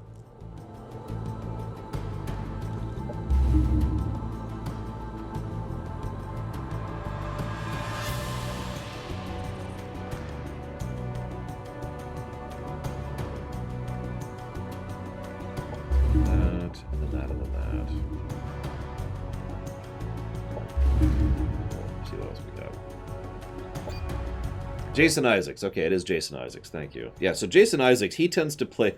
I mean, he's a decent actor, but the way he plays villains is just... Nice to meet you.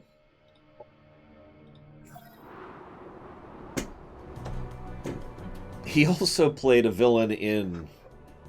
What was that soldier movie? Oh, God.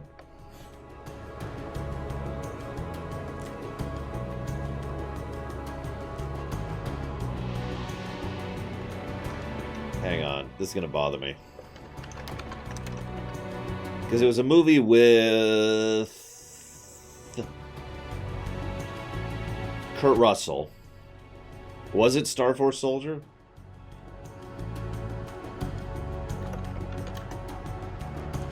Never heard of that. Oh, there it is. It's apparently just called Soldier, is the name of the film over here. Which I actually saw in the theaters as well. Speaking of actors who are weirdly good, Kurt Russell.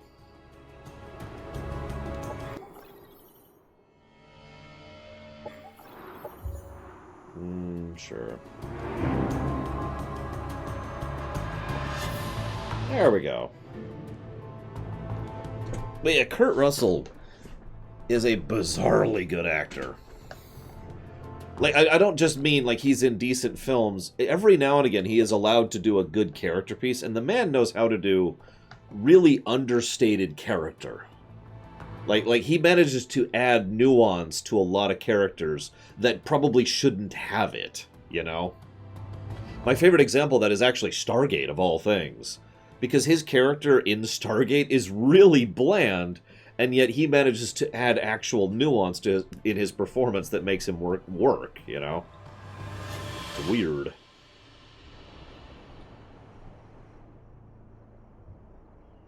I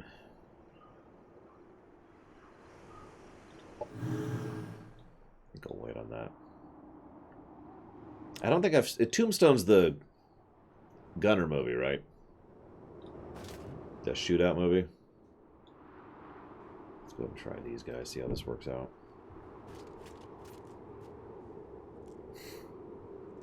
I haven't seen that one in a very long time. No! I probably should have saved before that. Well, that sucked.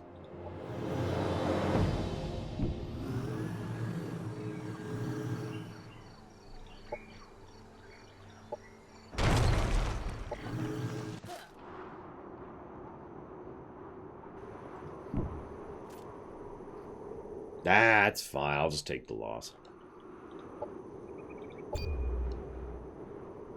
So I was right. Tombstone is the Gunner movie. The Gunslinger, to be more accurate.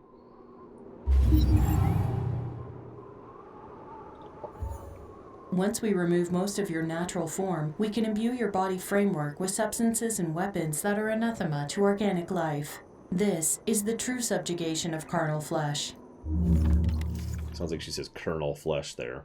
God, that'd be horrible, wouldn't it? Welcome to the team, Colonel Flesh.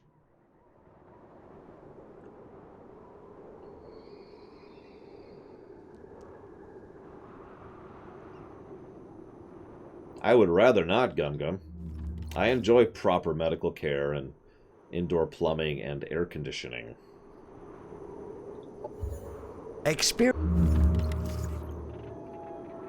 It was fun, Dirkrillian. Although we were having some obvious issues with hackers and people who are horrible, but, you know, it was still a fun experience. Let's go with... that.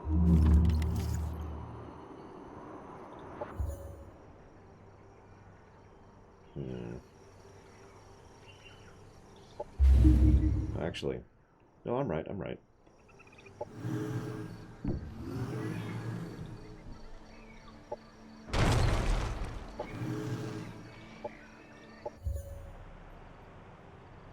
I'd deal with their laws just fine. I'd have a gun, and that would be the law. I'm kidding, of course. That's totally not how things work.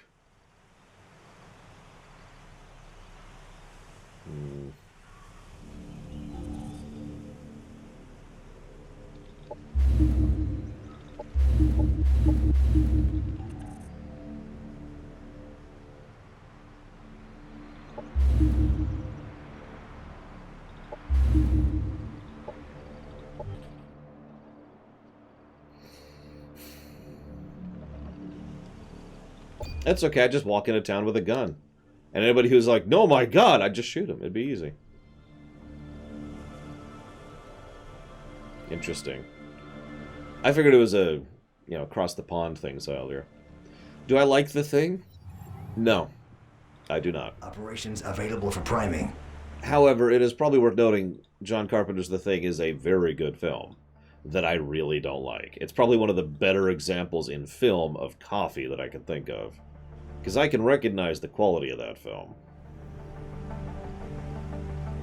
But it is way too much for me.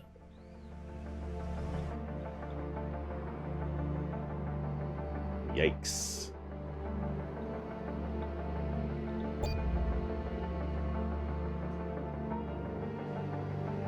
Best Kurt Russell movie.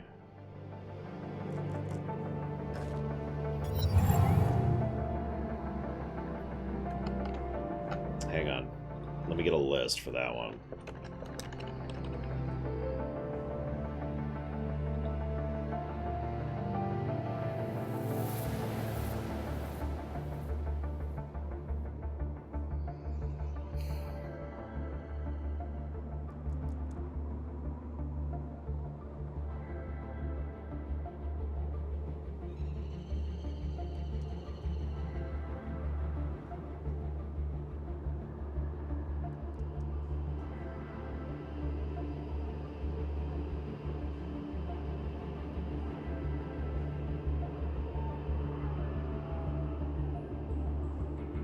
I mean, you're going to hate me, but I'm actually leaning towards Guardians of the Galaxy 2. I really am. He actually did a good job as Ego. Like I said, the man knows how to add nuance where the character doesn't really have it in the dialogue. Ego was a fairly bland villain that Kurt Russell made work. You know? If I wasn't going to go with that one, I would probably either pick, you know, Escape from New York, duh, or honestly Stargate, which isn't even that great of a film, but I still think he did a good job in that one, as I already mentioned.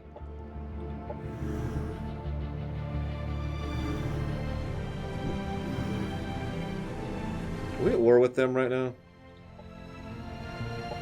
I feel like we are. Let's back up a bit here.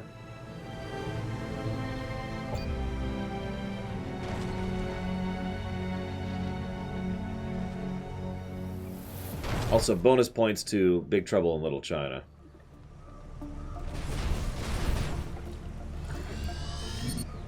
Best Costner film? Okay, real talk for a second. I don't actually like Kevin Costner. Like, to kind of go the opposite direction where we've been going, I generally don't care for Costner in films.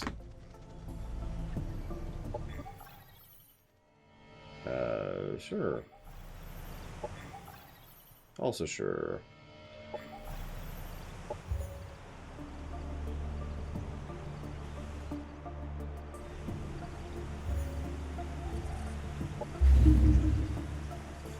Real talk.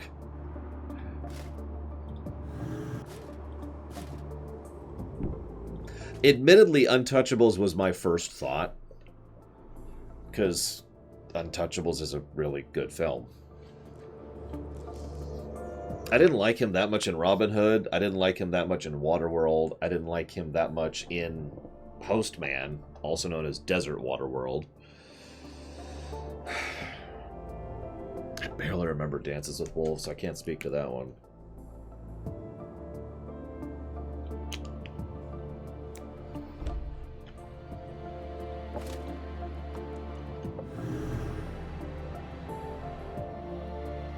What? Desert... Okay, how long after Waterworld did Postman come out? Because it wasn't long, I know that.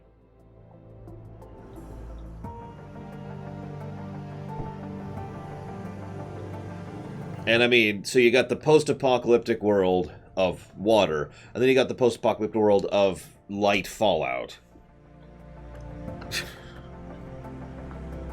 And then in both... Yeah, I actually liked the concept of Postman a great deal. It's the kind of story that should have been amazing, and instead it was just... there. In my opinion. Oh, God.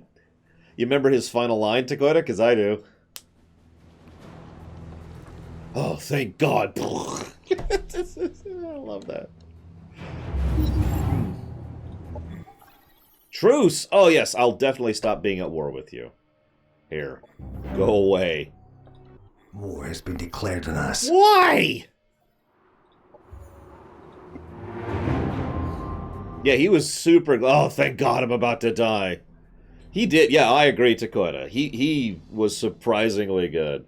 I also have to admit, I've always had a weird fondness for Dennis Hopper. And that's part of why I liked Waterworld. Oh yeah, I actually liked Waterworld, despite the mess that it was. I'm the deacon.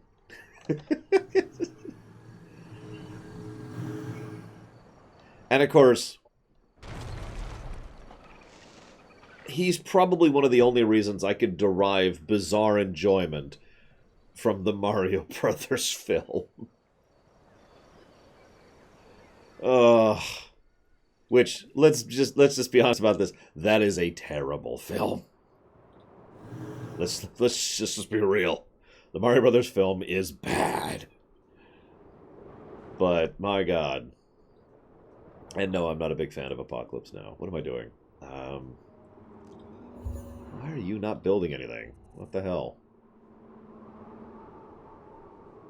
Yeah, he played Koopa, actually. But yeah, he played Bowser. And he played Bowser as a germaphobe, which somehow worked out. It's just bizarre how that worked. Ba-bomb. Anyways, yeah. Tom film.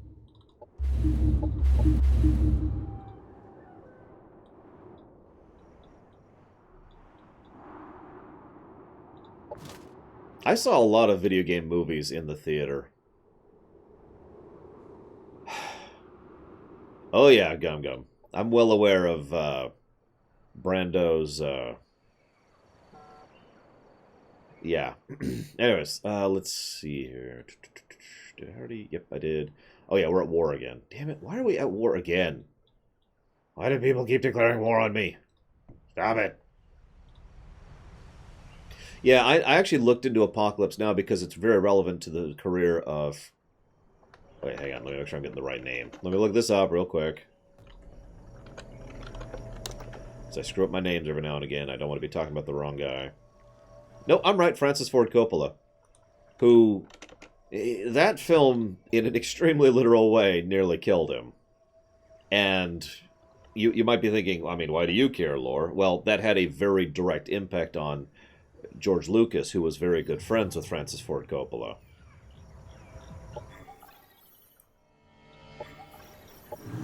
Which is how that first came to my attention, basically. I love this, by the way. By the way, for those of you not aware, I'm at war right now. I don't even have a standing army. I'm focusing entirely on infrastructure right now. I want to be able to churn out ton after ton of war iron when I'm actually ready to go. We'll see how this works out. It's probably not going to. But hopefully I can buy a piece if it goes on for too long. Denzel Washington? That's another actor I tend to not like. However, I've got two thoughts on that one. So, first... Objective completed. Training Day.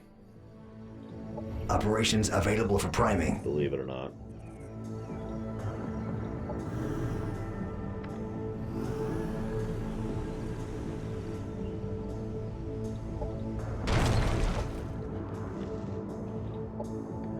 After Training Day, what was the recent one where he plays a superhero?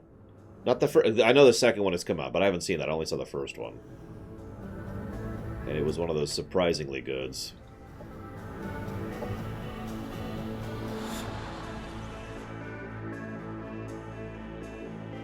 I don't think he was in Resident Evil. Was it The Equalizer? Is the one I'm thinking of?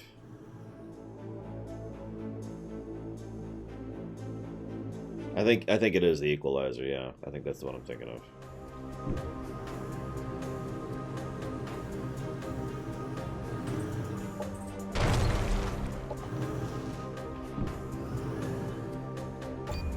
Washington has always struck me as one of those guys who works more on prestige films than good films. And I don't mean to say that as a negative per se, but it seems like his focus is far more on films that are going to get, Academy nods than films that are really good.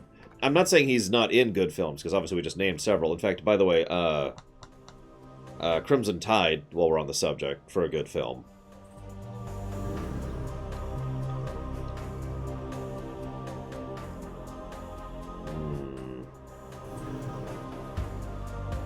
I didn't see Deja Vu or Man on Fire. The assembly requires more power to break down enemies and other formidable objects into usable components. Our wrecker body framework is perfect for a destructive personality matrix. So we just have multiple personality matrix ready to go, huh? You know what, that doesn't even surprise me.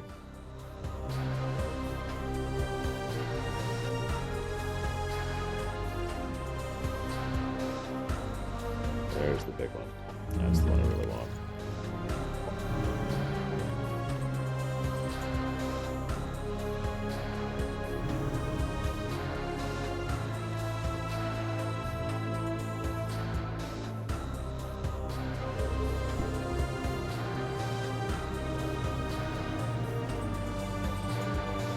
Oh, jeez, Gum Gum. That sounds loverly. What's the other one he's got?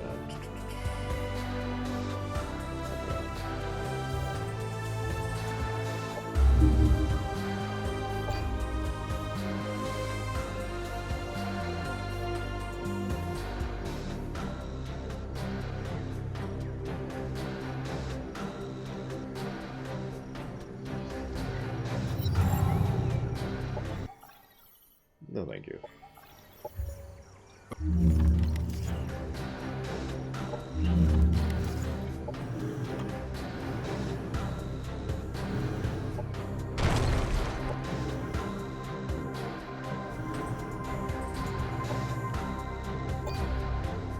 Meanwhile, most of the enemies are just going to war with each other nonstop.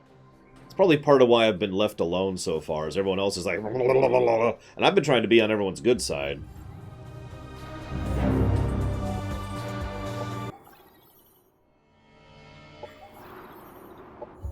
Sure, we'll totally do that thing with that army we don't have. How's our production line doing? What do we got? What do we got? Oh, oh, oh, hello.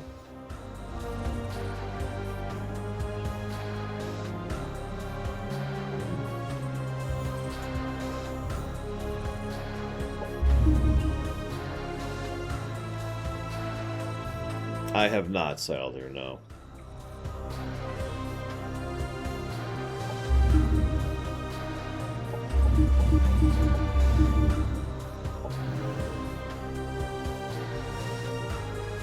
That's a good point. I should be doing that. Hang on, hang on. Who's the guy I'm at war with? You. Also, I'm really not liked with her either. Holy crap. Hey, so, like, how do I use influence to make you not hate me?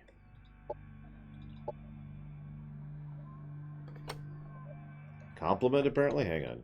Cancel. Pronouncements. Compliment. You cannot compliment someone who's at war. Damn. Well, let's compliment the people I'm currently not at war with. Compliment. Yes. And then let's compliment her.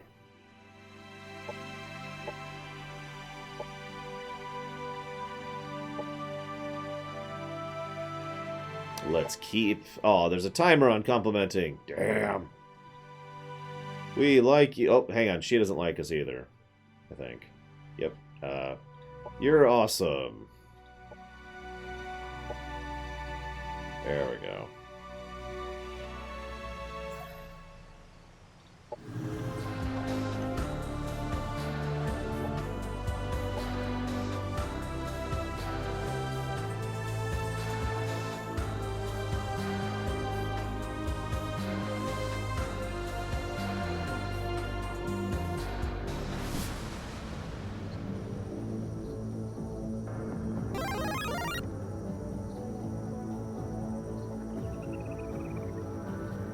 That sounds pretty horrible. Damn it, Blue Wolf Alex. Are you sure that's a repeat? Nah, I think you're right, because you're part of the 2-year club. Let me double check, though.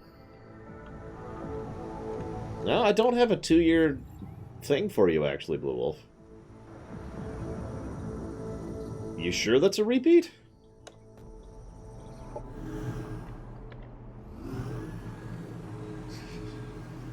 It'll be fine, Zello.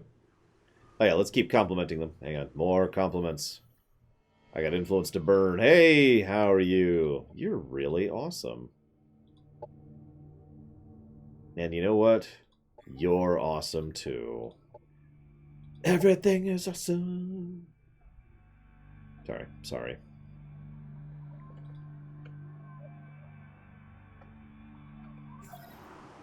Yeah, I don't have a... So what I do, Blue Wolf Alex, is I make a special note for 1-year and 2-year subs, right? Like if when you hit the year club or the 2-year club, I make a special note of it. So, thank you very, very much, Blue Wolf Alex. And welcome to the 2-year club. That is awesome. And thank you for supporting me for so damn long. If you happen to know where you'd like to put that for the 2-year sub thing, let me know. And I can be like, oh, it'll be awesome. It'll be cool. And part of a team. Let's see. I want you... still don't have an army. Who needs an army? I don't even know how long the Discord's been up at this point. Yikes.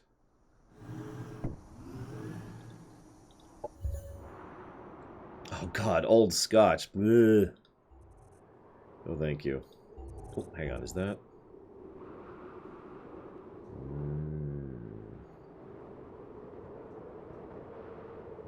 Let's skip that. Let's do these.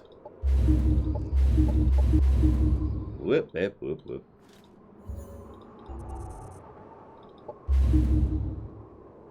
I don't either, Dream Whisperer. Of course, I don't like alcohol in general, so I'm the wrong person to ask that one. You don't drink or smoke? Yeah, me neither. Here's a fireplace.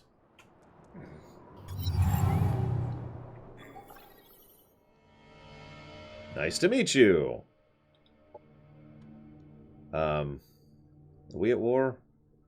You know what? Let's just do this. Compliment. Hey, you're awesome. I love this, by the way.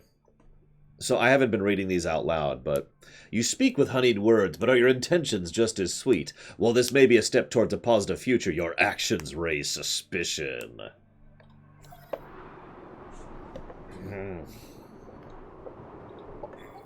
Truce, yes! I accept not being at war with you.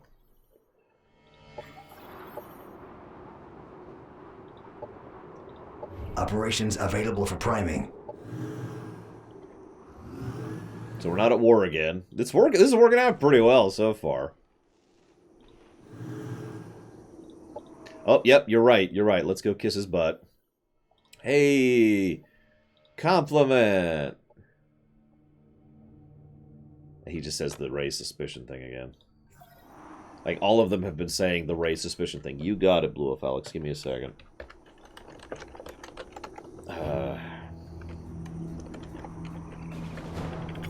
So noted. War has been declared on us. Oh, come on! Pronouncements. Compliment! Really? Really?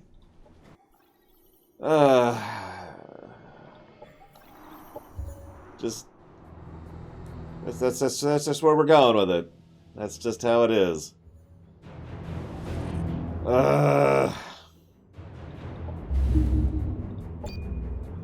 Apparently, XM, I literally just finished being at war.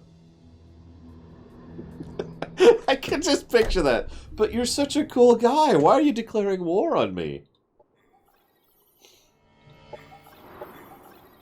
Open borders? Yeah, sure. Yeah, we can afford that. What's he? Sure.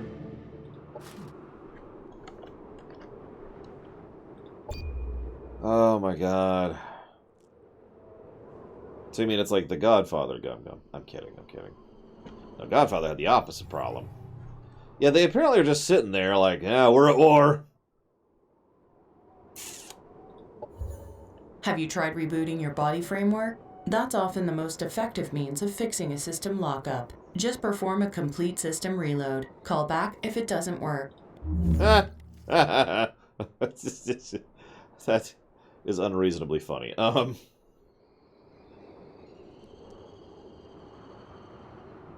Let's see here.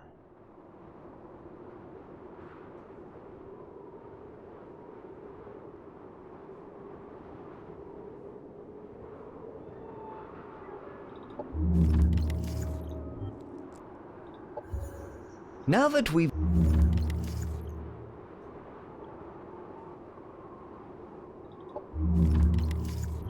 Hey, Cord. How are the things? You're feeling better, right? Because if you're not, we may have to put you down. And then reassemble you. Oh, hello. Where's my dude? Let's see. Where was I going with this one? Oh, I was going up there, wasn't I? Which means we need an army. Damn it, we finally need to start making troops. Damn. Oh, that's true. Let's just give Cord some spare body parts from our enemies. Let's see. Open borders? Sure, whatever. War has been declared on us. Why? What is with these people? What did I ever do to you? Literally just sitting here building, complimenting, being nice. We'll kill you. It's just like the internet.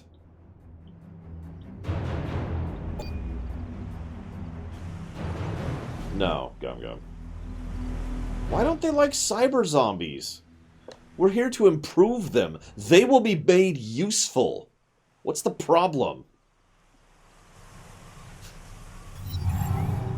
Also, we apparently have a frickin' lava chasm around that city. Operations available for priming. Where am I going with this one? North.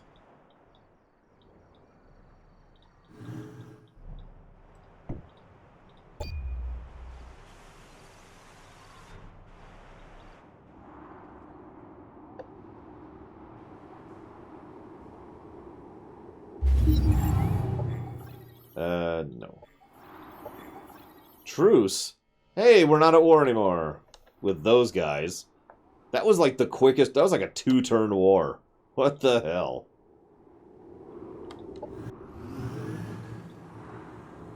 What are we doing over here? Ah, there we go.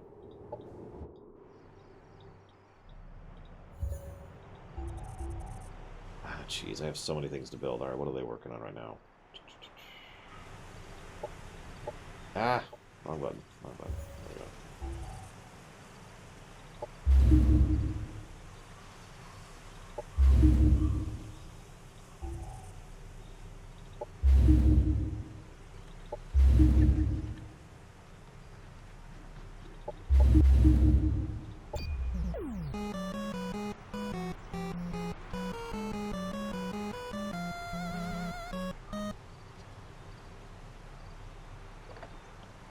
What? So now PWK is declaring war on me. God, everyone's declaring war on me today. My goodness. What did I do? What did I do? I'm gonna laugh if, like, next turn someone's like, we declare war, blah, blah, blah.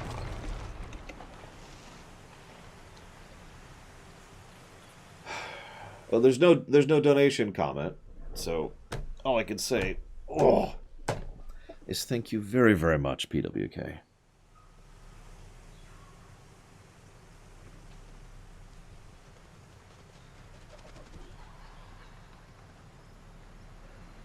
Very much appreciate and very much obliged. Thank you, sir.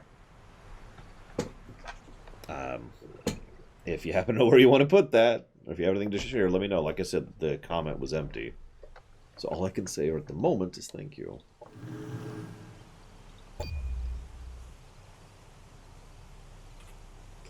Unfortunately, yes, I have seen all 3 Austin Powers films. Gum. Uh-oh.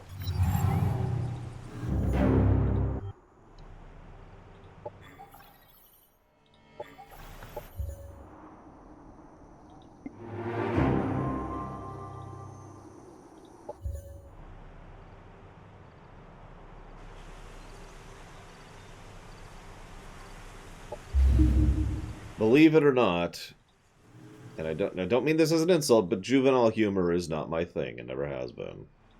Even when I was a kid. So no. I generally don't care for them. Although I will say the first film at least had some clever moments, and so did the third. The second film was Gross Movie, the film. The Grossening.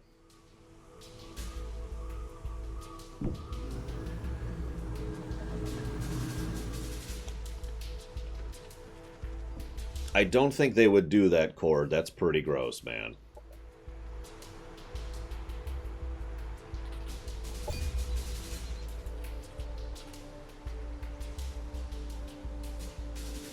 Like, if that happens, we need to have words. Yay. Defenses. Objective completed.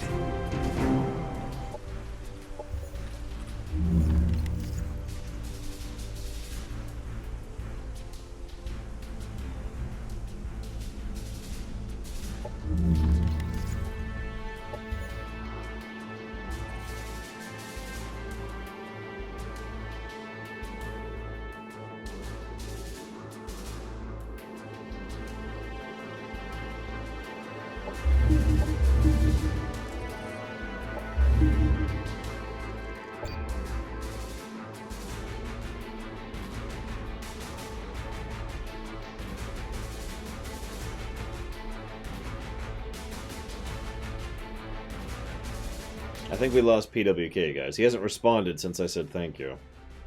Any films from Mel Brooks that I like? It's a little easier to pick Mel Brooks films that I don't like. Truce, yes. Let's stop being at war. God. Operations available for priming.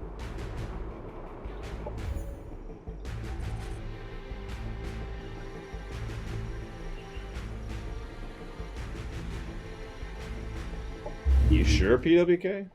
And I understand the working thing, trust me.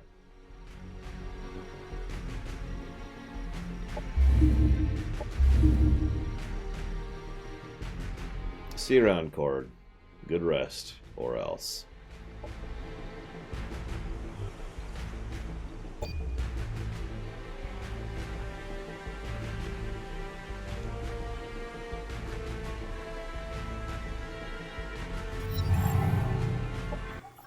Defensive pact. No. The pounding sea is a natural destructive force. Regrettably, it is neither timely nor predictable to suit our needs, so we must deploy our wrecking ships to compensate. No, we'll just make him useful, Tessie. He will be made useful.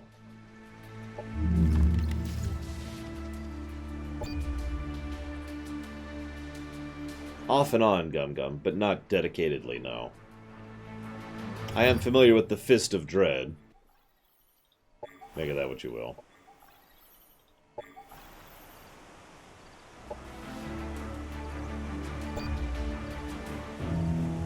Oh, I think someone just declared war on us again. Yep. War has been declared on us. This is it. You have wronged me in the past. You are held in low self-esteem. It's time we declare war on you and your wretched people. You have wronged me too many times. I don't even know what to tell about these guys at this point. This is just weird. Ooh, yes. Up to 4 now. Oh, hey. Well. Let's see.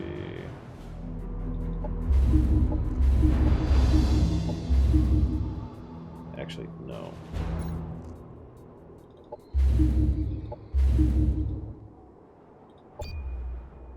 Yeah, I saw that Diesel Edge. I'll be talking about that during lore week.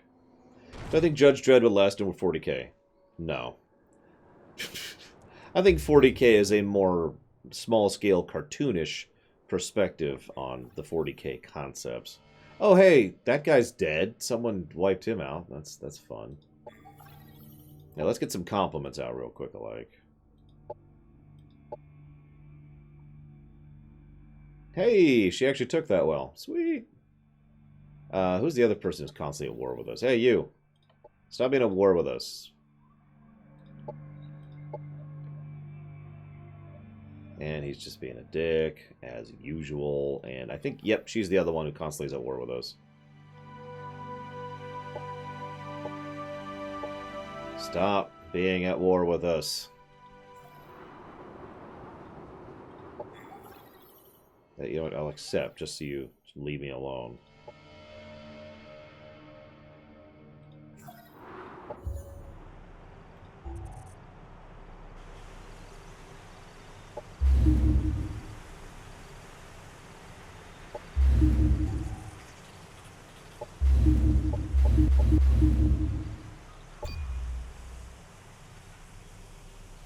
Please what, Diesel Edge?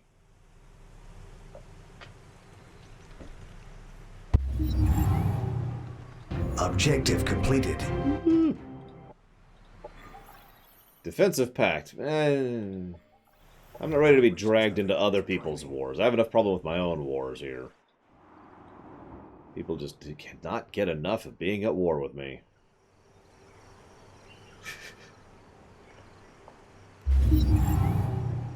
Takoida would be better to serve to talk about the variance between Warhammer 40k and Judge Dredd than I would. I've never... As I said, I'm only passingly familiar with the comics.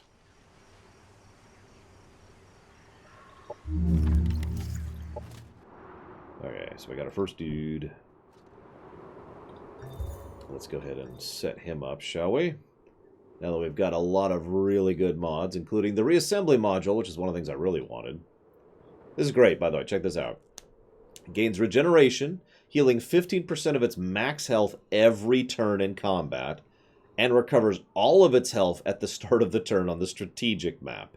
If it dies, it attempts to repair all vital systems, allowing the unit to reassemble itself after the battle if the unit's owner wins. Additionally, this mod also gives plus 15 health to the unit. This is nuts. I saw this earlier, and I've been kind of beelining for it on the tech tree for a bit now. So we'll go ahead and give them the super melee thing, because of course we will. And let's see, what else we got here?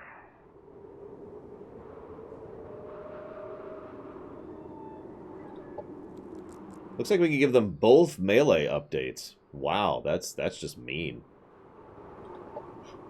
The self-assembler. Now, what should we call these? Because this is our melee revitalizing guys.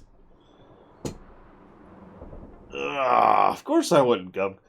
And hello, Gossie. What is up?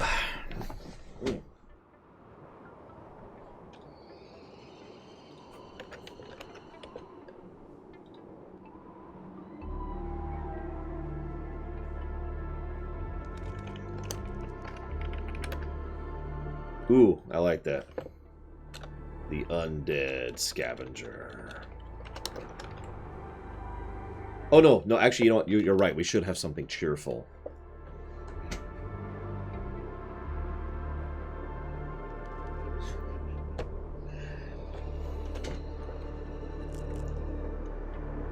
The right sizers. Bonus points if you get it. Okay, so still building infrastructure.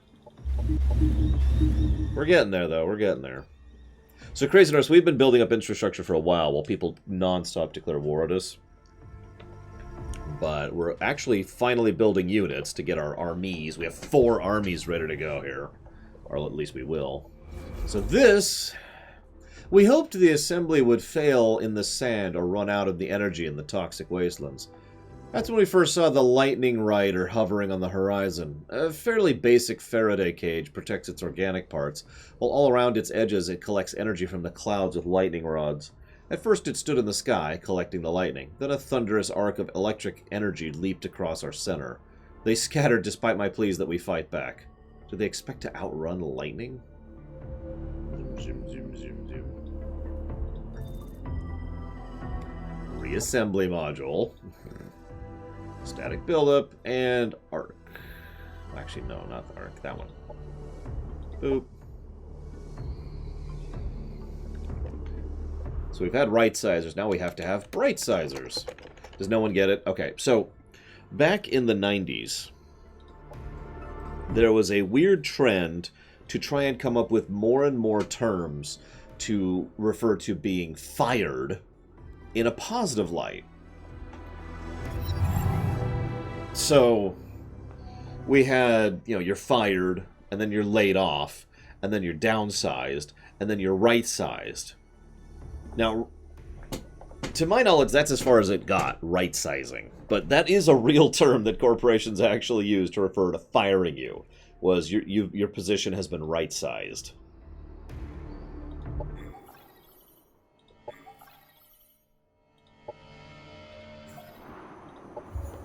The economy of anatomy is best left to chance. Keeps infighting to a minimum.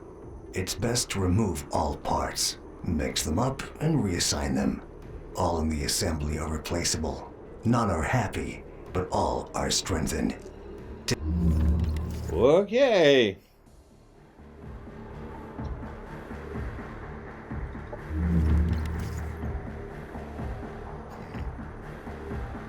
I know, right, Salder? No, Gum. My mind doesn't basically doesn't work in that way.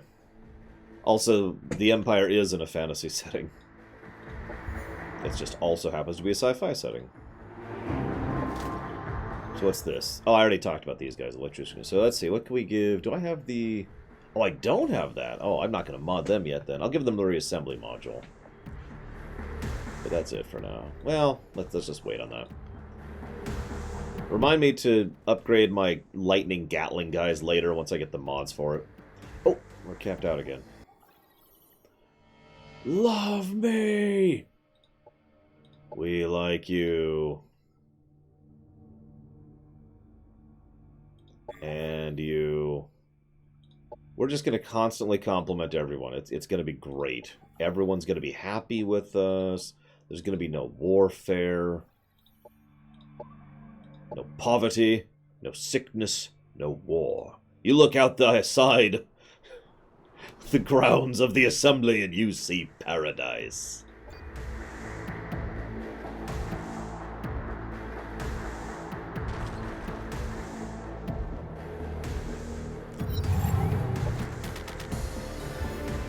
Okay, so here's the reverse engineer. Parts are parts, flesh is flesh, bone be bone, and heads are heads. Tissue or issue, muscle, fat, nerves, ligaments. Skins, no matter if it's lost its pigments. All the unguents, fluids, and ichor, pumps and gears blend them thicker. Parts are parts, and flesh is flesh. Bone is bone, and heads are heads. Let's make life from the dead.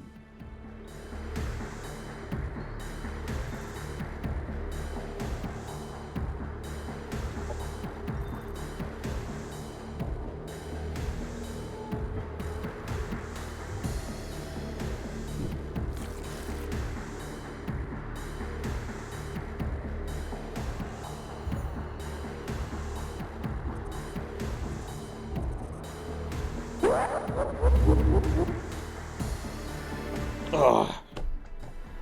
Well, hello, Zajojo. Zazojo? Zazojo? Help me out. Well, thank you. I'm glad you've been enjoying my stuff for the last 5 years. And it is good to see you on stream. Thank you for the bits, by the way. If you happen to know where you'd like to put those bits as far as funding or showing interest in a future stream, you can do that and just let me know. I'll jot it down here. We're kind of chill running at the moment. We're just playing a 4X game, which gives a lot of time for random conversation. So if you have any thoughts, comments, questions, or anything you want to discuss, that would be a good time for it. Unlike sometimes, this is probably a good time to show up on stream, because we can just talk about whatever.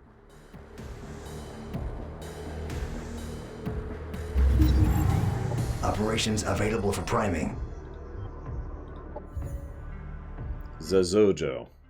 How am I doing? Because I am the crap at pronunciations.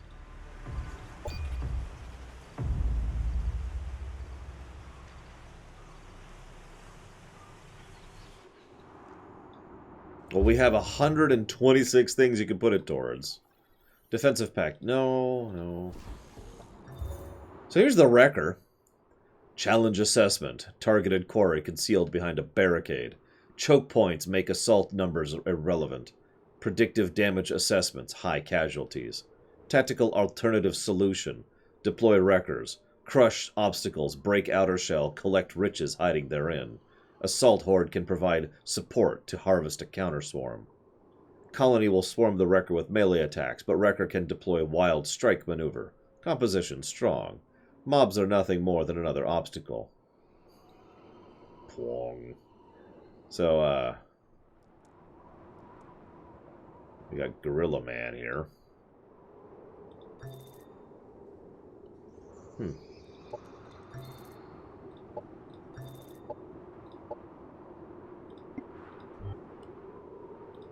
And we'll put him there. How about Zaz? How am I doing? Platy? No! Well, we lost Platy, guys. She's gone forever. So let's see how these guys work in combat, shall we? I know, right, Crazy Norse? Ah, he's not modded yet. Whatever, it doesn't matter. He's a high tier. I'm sure he'll be fine. Move faster. Alright, let's kill an 8. What do we got?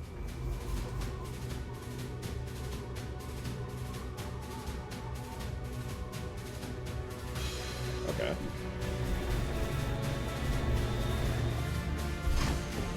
So there's the Wrecker, who can wreck things or AoE wreck things.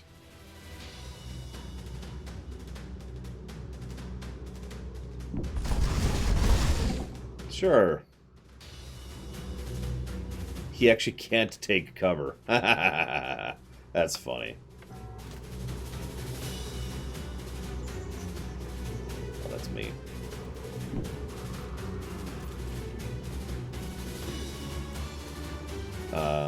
That's my scavengers. The right-sizers! So let's see how the right-sizers do in action here. Let's kind of get behind him, because he's going to be cover for us. And there's the reverse engineer, so he can...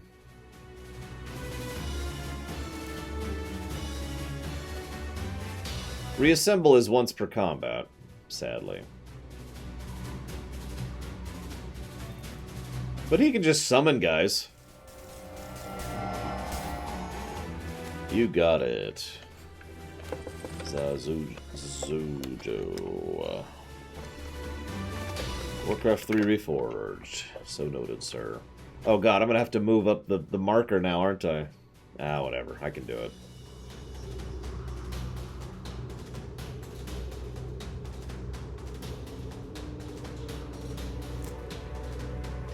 Yeah, let's position up there. Arch who? I think he's dead. I think he died when Anime Man tried to kill him. And I was the one left over after the war between Anime Man and Arch. Or Arch, actually. Operations available. So let's just kind of walk on up here. Oh, wow. So his attacks cause stagger, which breaks Overwatch. So that's amusing.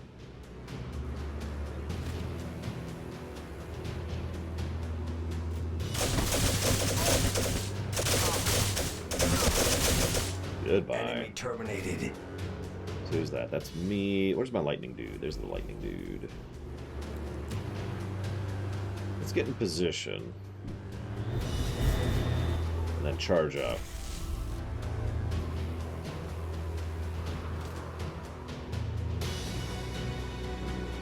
Where's my... So, my... the guys I crafted from the assembly construct, they have the ability to self-destruct. What I'm actually going to do is I'm going to have them go prompt the Overwatch. There it is. So that he can move up and just kill them without Overwatch problems. Hi! Yeah, my melee guys are a much, much bigger problem than they used to be. They do poison damage, heal when they do things, and they self-res if they die.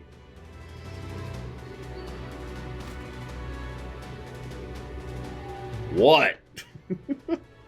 Actually, I'm curious of something. Oh god, he snakes along the ground. Looks like I can't res the enemy units into a new unit. Dang. Ah, well.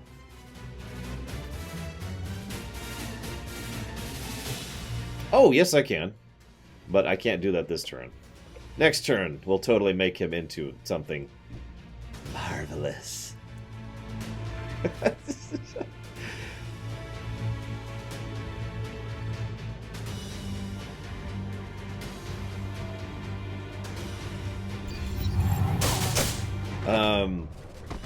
Occasionally Saldir, but Enemy destroyed. mostly not in a linear or deliberate way. Like, for example, oftentimes I'll see actors starting off their roles in, or their career, excuse me, in, like, Star Trek, for example. It's like, oh yeah, I forgot about that. You know, little things like that. Okay, so they're Doom. Like, really Doom. Holy crap. Where's the reassembler? There he is. Let's reassemble the enemy. Oh, that's even worse than I thought. Oh, that's mean. Oh my god, look how large the AoE is on the Arc Strike. Look at this. Look at this. This could hit an entire army if they were bundled up together. Shut up, crazy nurse. So the way this works, by the way, I didn't even catch this. So repurposed corpse is used on an enemy corpse. What it does is it resets the cooldown on creating a construct and reassemble. So you can create a construct, and then you can res one of your own units. Then you can use an enemy's corpse to create a contract and res one of your own units. And near as I can tell, repurposed corpse has no cooldown. I mean, no per round. So you can just keep that loop going infinitely as long as you have enemy corpses to work with.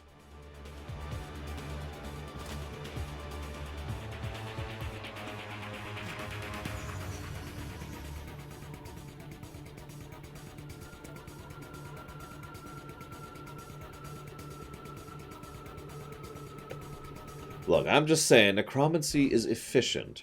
And y'all know I love efficiency.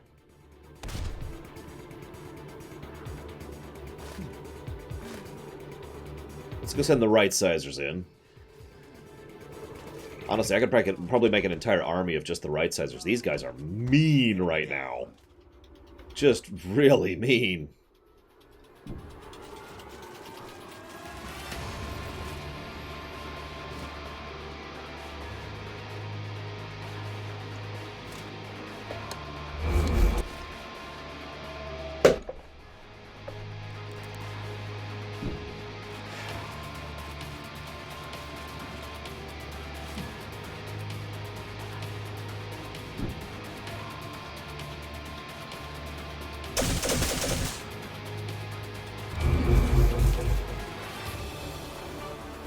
That's really up to you as what you want to go with it, Gum Gum. I can't give you advice on that one.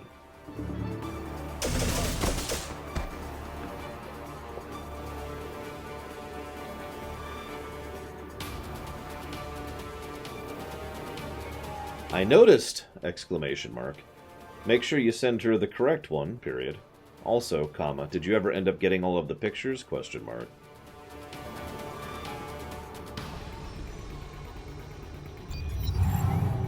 Unit has fallen. Oh no!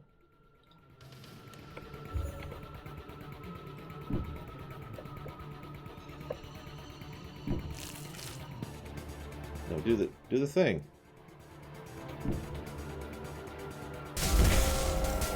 Unit has gotten back up.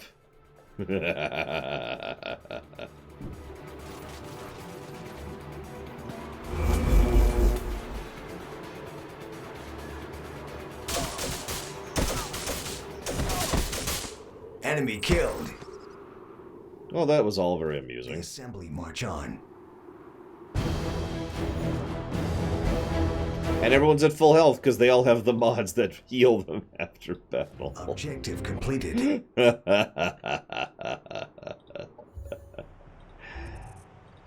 Remember, I'm not evil. As long as you're on my side, you have nothing to fear.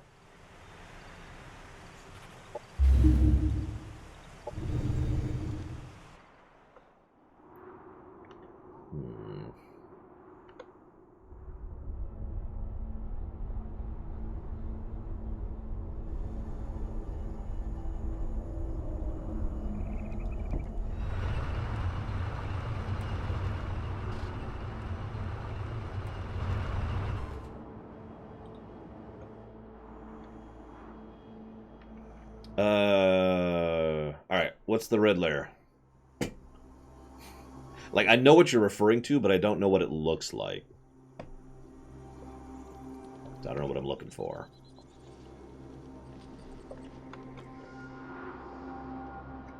So...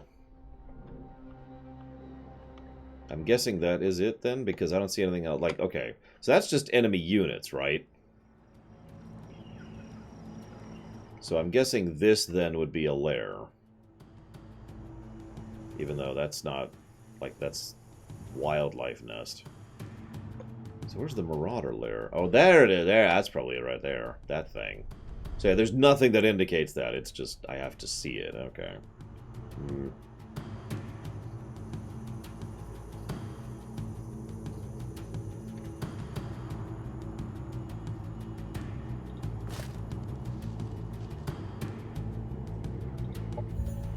Did I not?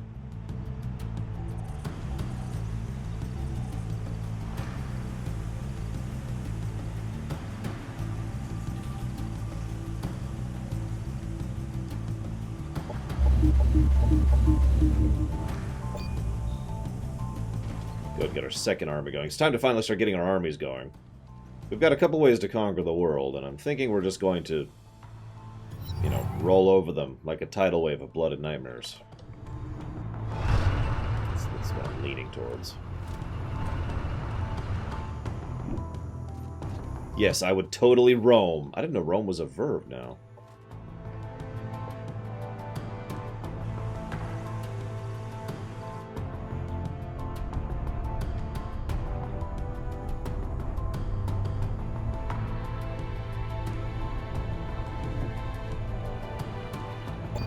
I mean, I guess I could go for a tech victory.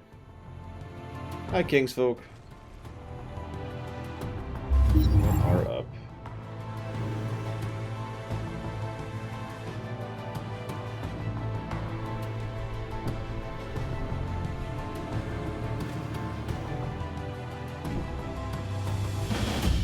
So let's just kind of roll over them. There we go.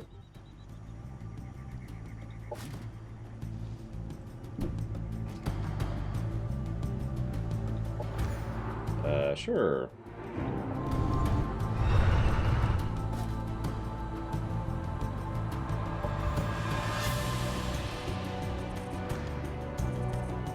I would really rather not be Rome's emperor, no. That just sounds like a bad job to me.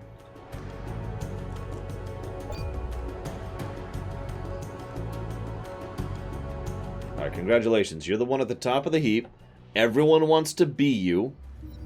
Everyone is constantly plotting against you, one way or the other. Truce. Yeah, sure, we'll stop being at war. I'm cool with that. Non-aggression pact. Yeah, sure. No, we have enough heroes, thanks. Like, it'd be kind of like being a modern CEO. Congratulations, everything's your fault. You have no idea what's going on or why.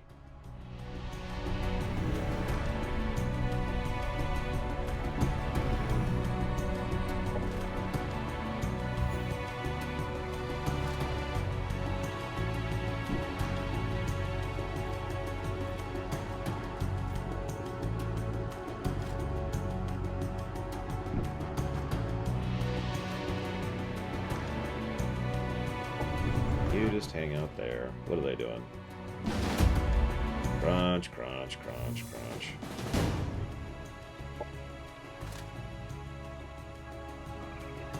It's kind of clearing up the lands here. Making sure everything's nice and clean. Oh yeah, we're probably going to go mad from lead poisoning. Or worse, mercury. Oh yeah, let's give him the reassembly thing, by the way. There we go.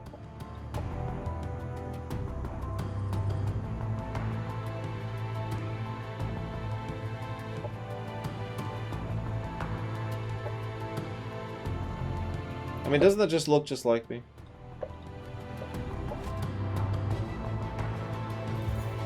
The disassembler.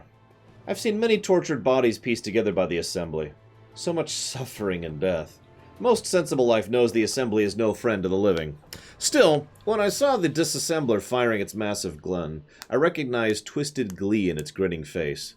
That's when I knew. Some humans willingly joined the assembly. There's a strain of humanity enamored with guns. They delight to discharge themselves. Disassemblers love blowing up cover, so hiding behind obstacles will get you killed. My tactical advice, just run. And keep running.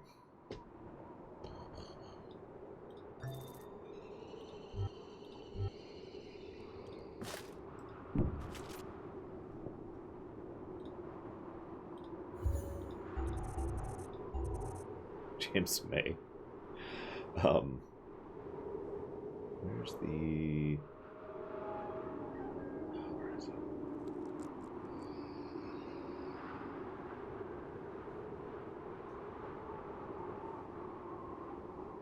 There he is. So I need 1, 2, 3 of these.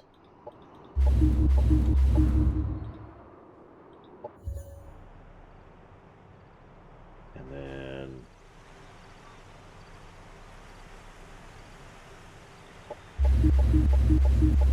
bunch of those guys.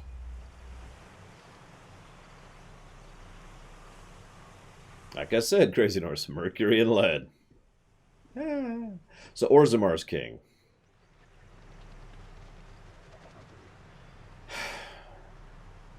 Maybe? I don't think I'd enjoy that job. Objective completed. I'd do the best I could. Available for priming. And I would inevitably be plotted against and killed. Because that's how that works.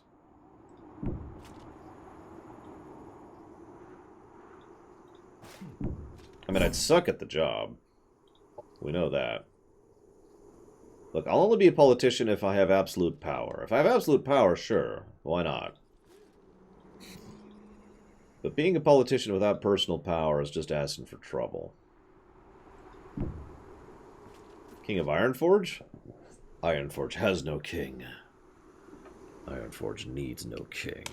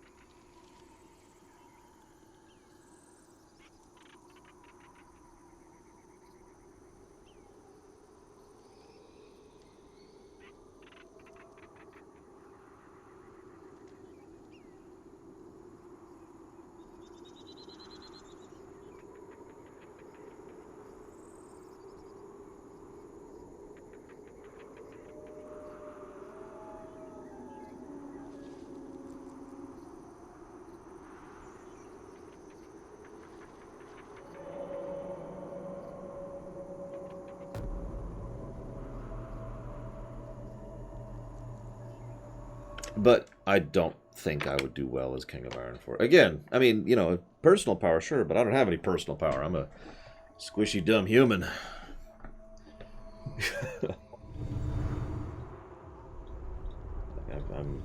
I am well aware of my limitations.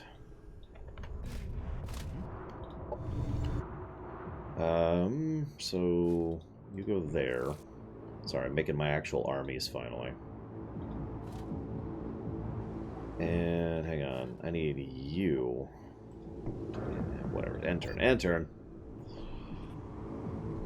I'm just saying, you want to be a politician, that's your business. I don't want to do that without personal power, in my opinion. I know what you're thinking, but personal power doesn't exist in real life. Bingo.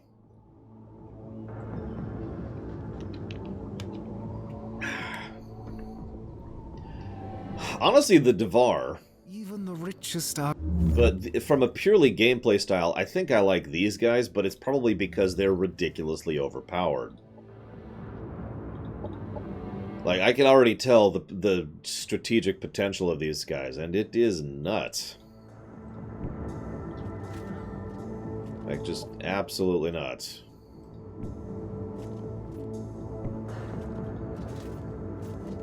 Like, I'm taking my time here assembling an armies of doom. And this is going to be ridiculous once I'm done.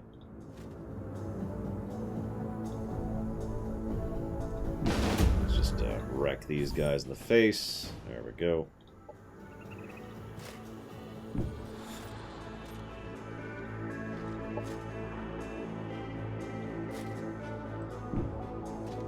There's our third army ready to go.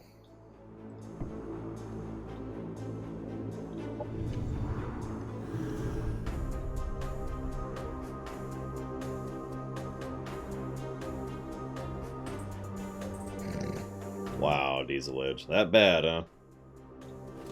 Not that I can say anything. I have hated my jobs more than once.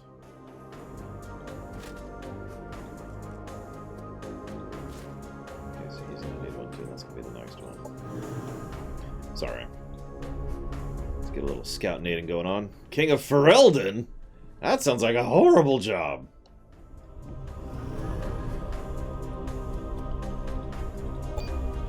Actually, I do find Ferelden politics kind of fascinating in a sort of for fun way. See, that's the problem. Politics can be fun when it's a game. It's like war. War is a lot of fun when it's a game. You're asking me would I do that for real? The answer is no. For the same reason I wouldn't actually conquer the world. Because, I mean, assuming that was even on the plate, which obviously it doesn't. Because it's in reality land, no.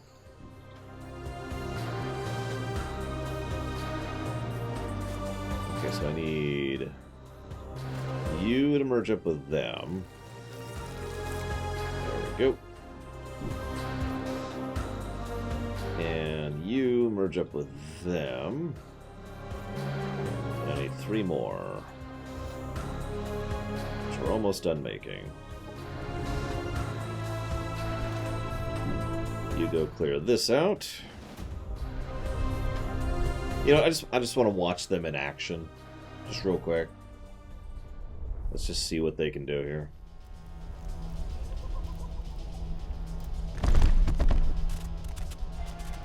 I don't mind responsibility and work. What I mind is the fact that no matter what you do, you're screwed.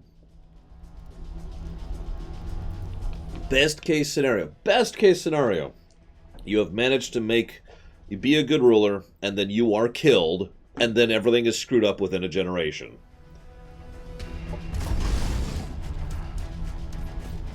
Like, historically speaking, that's pretty much exactly how that goes. Yeah, let's speed this up a little bit. Operations available.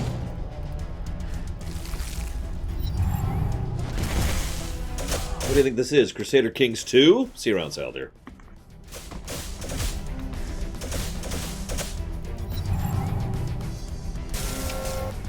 Oh, so it's Homeworld Halo. Gotcha.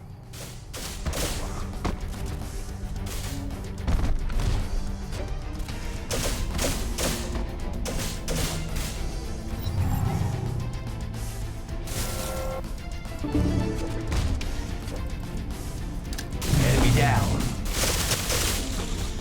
Enemy killed. Unit down. Oh no, we lost one of our most basic units. Enemy destroyed. We will get back up at the end of the match. Enemy down.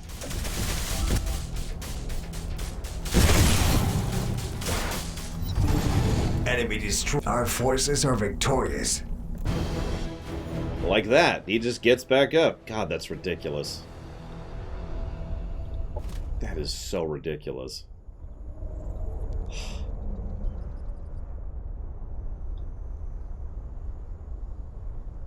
So who should we go? Are we at war with anyone right now? Like, I'm almost looking forward to the next war now. It's like, oh yeah, you declared war on me. Just pretend I'm Sweden here.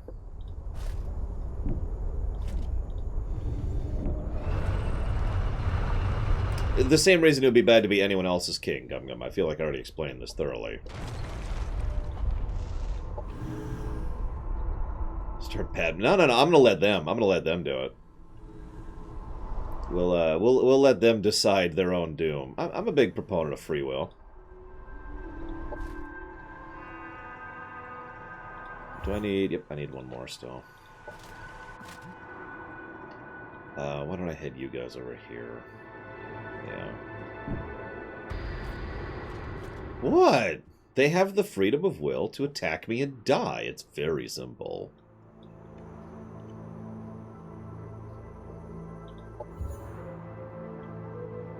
God, that really does sound awful, Diesel Edge. Like, I've heard of worse, but that's up there.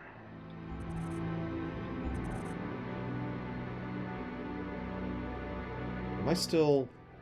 Yeah, I'm still teching up. I actually... Oh, right, I was going to make another colonizer. Or 2. Or 3! Okay, so the first one I want is right here.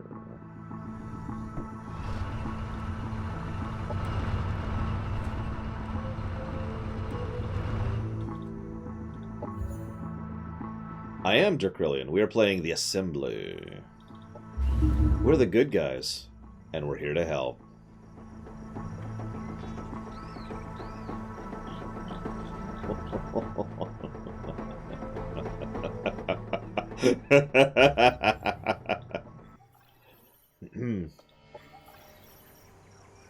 I mean, Honora would be like, oh, hello, Adina. Stab! And that would be the end of that.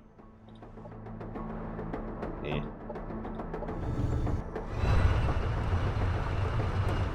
I'll take that. You hit down there. There's my guys. So I believe that's 1, 2, 3, 4 armies? We only have 4 armies going. She'd make an exception for Udina, I think. We should probably get a 5th army going. I don't know, what do you guys think? Do we need 5 armies? That seems a bit overkill, doesn't it?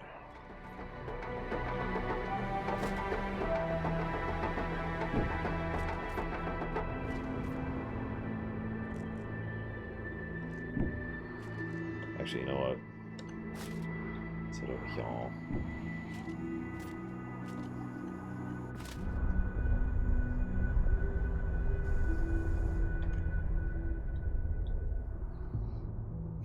Honora is better at her job than Udina, because at least she has a scrap of competence this way. There is a cost of maintenance, but as you can see, we're at plus 232 per turn for energy, so we're doing alright. We're doing alright. Sure. Operations available for priming. I have clicked operations. Now what? What do you want from me? What am I looking at? That's a 1 something, and that's a 16 something, and that's a 23 something. Military, what's that? I guess that's me? What am I looking for? I don't know what I'm looking at, but this is me. What am I looking at? Very confused. So I want you up there.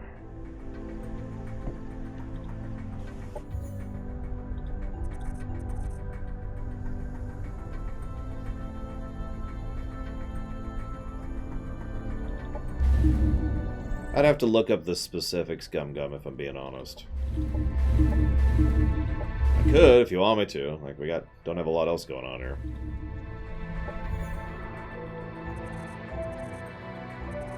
Why don't we generate in research? Let's get going with that. Hang on, let's look it up here.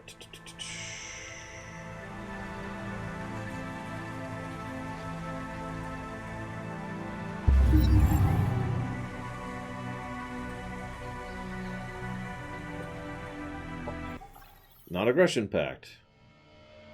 Sure. Non-aggression pact. Why? Come on. Hey, they want a non-aggression pact too.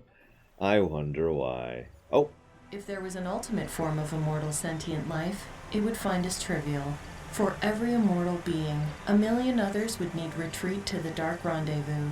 Immortality would be a guarded secret, lest eternity becomes a prison with terrible cellmates. Oh my god! That is a beautiful quote. Eternity will become a prison with terrible cellmates. Oh, that amuses me.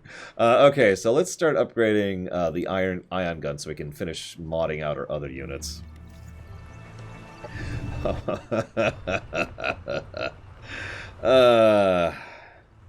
No, Zilog. Well, maybe. Dragon Quest Kings, they don't have it as bad. They just have to worry about, nightmarish death dooms.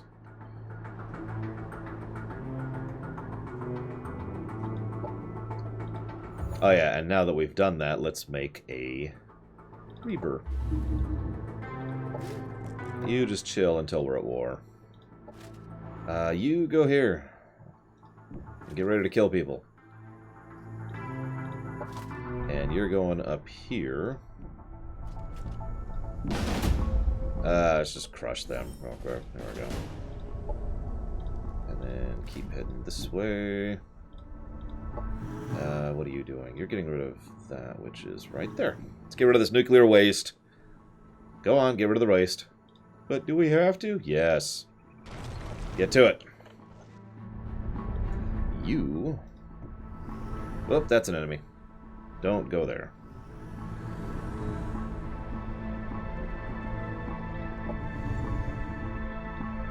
Let's go ahead and start edging north here. The Peace and Justice installation. So let's get that going, and then that going, and that going, and that going. What are you? Oh, you're Gix. 1, 2, 3, 4, 5, 6. There we go.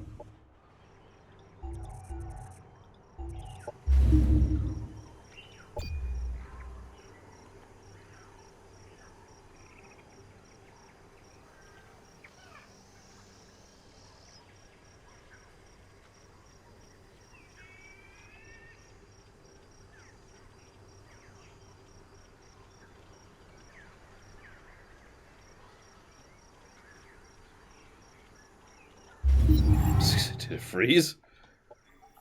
Defensive pact. No, no.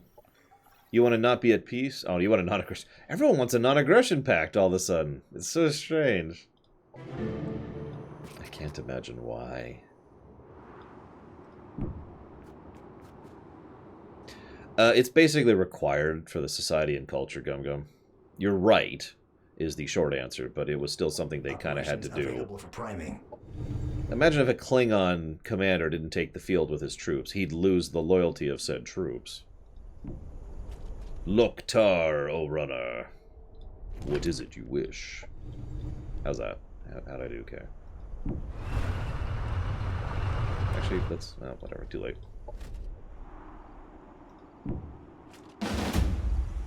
Whoa, that's a high risk?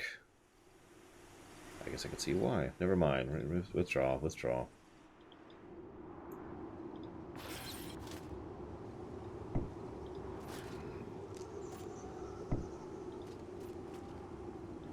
Where's my other armies? 1, 2, 3. Where are my other armies?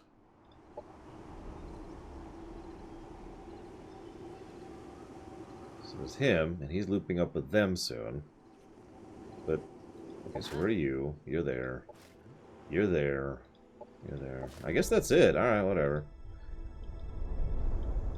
Ah, whatever.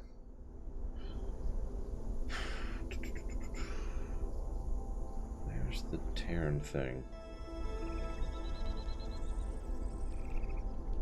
So I'm trying to find a specific entry here.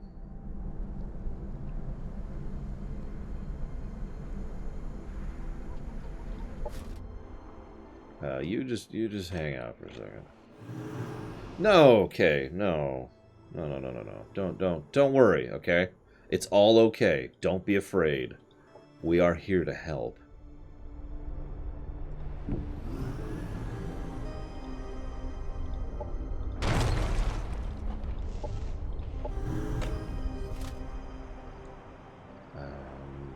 So you're going to be going to this group.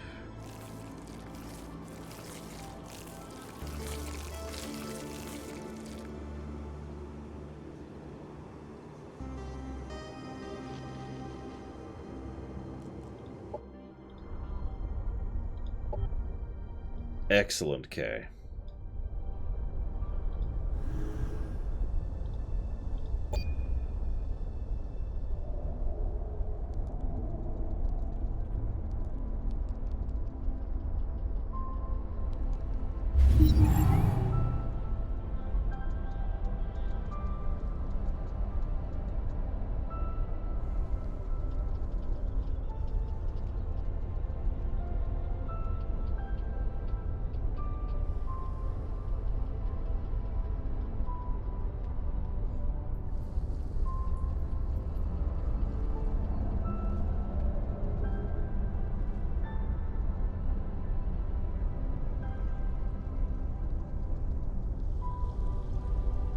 There we go. That's what I thought.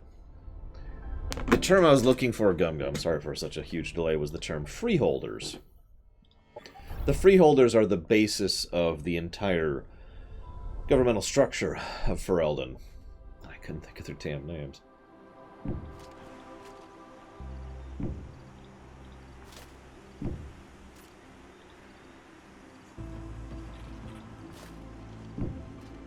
Favorite sci-fi art design? Star Wars. I don't even have to think about that.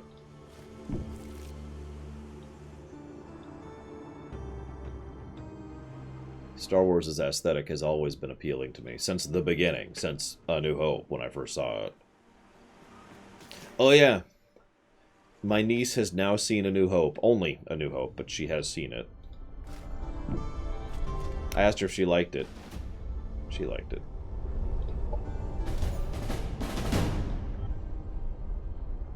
I'll take that.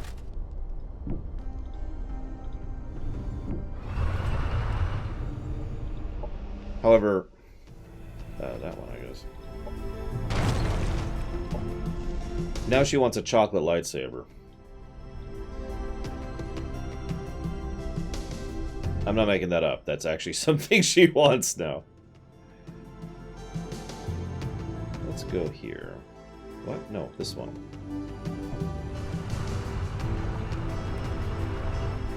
Now you're probably thinking, huh? So did you know, so chocolate-coated pretzels, where the chocolate's been caked in a way so that it looks like a lightsaber, is actually a pretty common thing.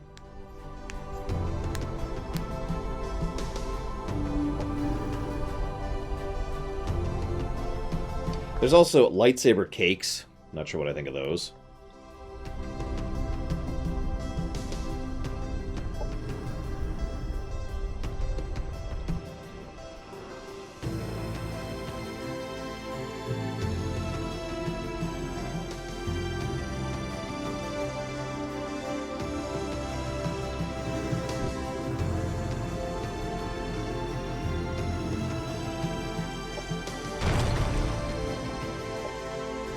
I actually don't like lightsabers that much, weirdly enough.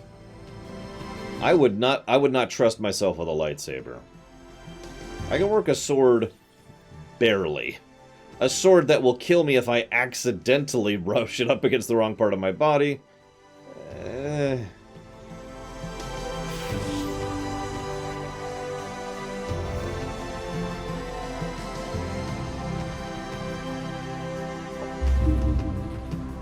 Lightsabers are cool. I'm not sure they're very practical, is kind of my point.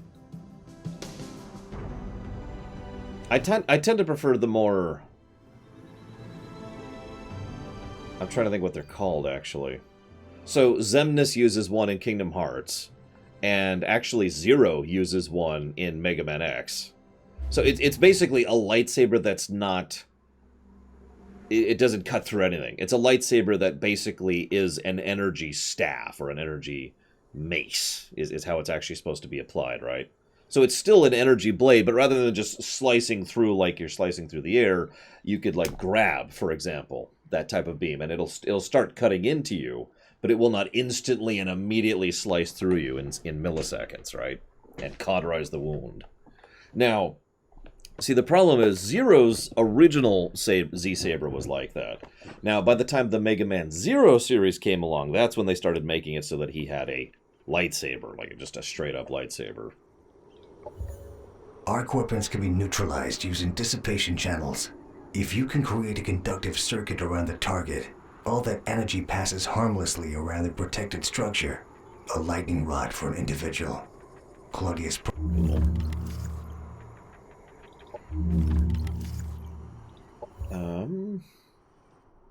So this is going to be, looks like energy? Yeah, we'll go energy. We'll go energy. We're going to need it soon. So we start expanding the economy.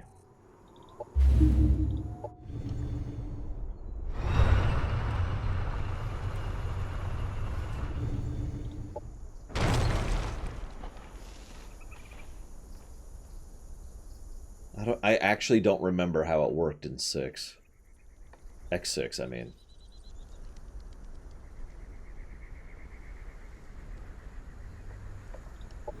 Like, I know you could play as him, I just don't remember how it worked. Basically, what I'm trying to say is I'm cool with a lightsaber that isn't a perfect cutting tool. That's really what it's down to. If it can cut, sure. I mean, a sword can cut, right? And if it's, you know, if it can do damage, sure. And if it will burn through something, sure. What bothers me is the way lightsabers are traditionally portrayed, which is, and it just goes right through you, as if you're not there. As if there is no resistance.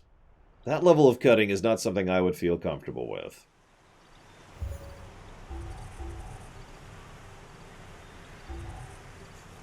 Just, yeah, I got this.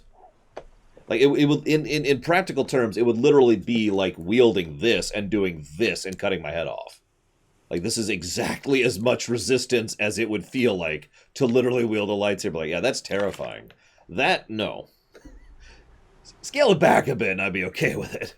Just a little bit further back. Alright, let's try and take these guys out, shall we? I want to watch this one.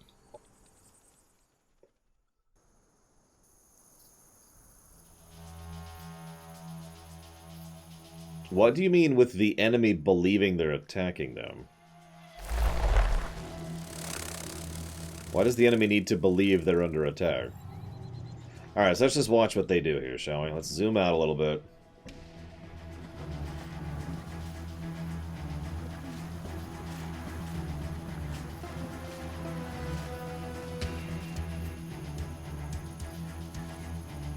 Well, we're not... nobody's declared war with me all of a sudden. It's very strange. 2 crits in a row, wow. Unit disconnected. Operations available.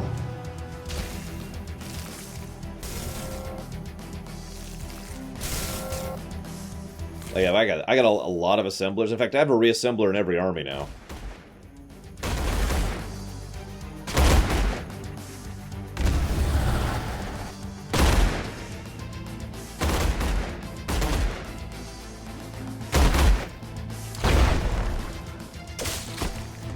Enemy eliminated.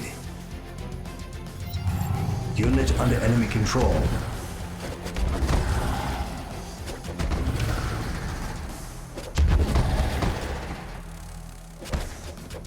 Unit offline. No.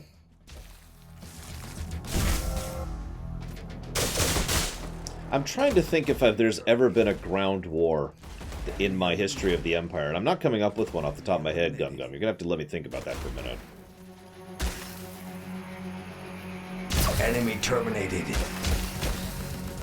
Enemy eliminated. I mean, hypothetically, a lightsaber would cut whatever. Okay, that's kind of the problem.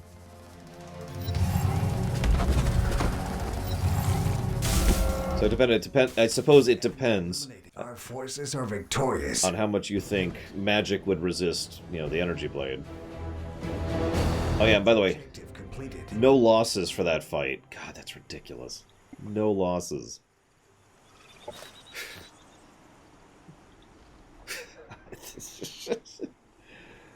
Where are we at now? Yeah, we have 5 armies of death. Just ready to go. Just, you know.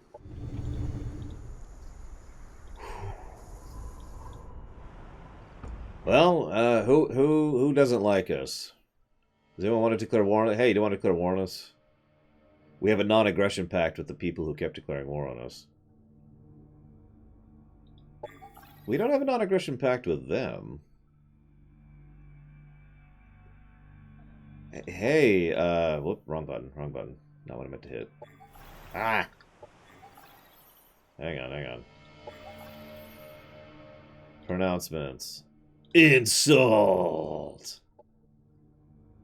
You'll need to rethink this relationship of ours, lore runner. You think your petty insults mean anything to me? If nothing else, this just gives me more reason to use that devastating new weapon I've been developing. Yeah, I got a devastating new weapon too. It's called an infinite army that doesn't die.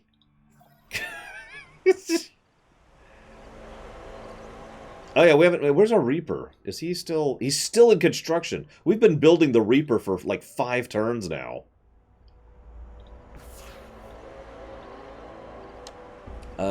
Who are you? What do we got here? Who's this person? That's Kirko.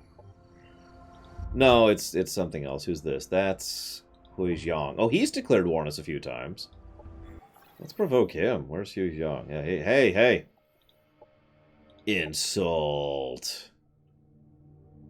You have proven my suspicions. This insult might just be enough to tip the delicate balance of our relationship, and has given me reason for war. Excellent.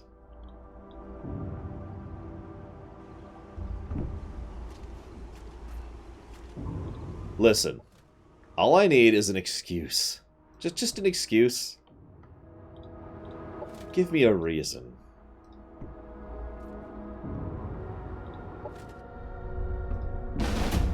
Just obliterate them. Thank you.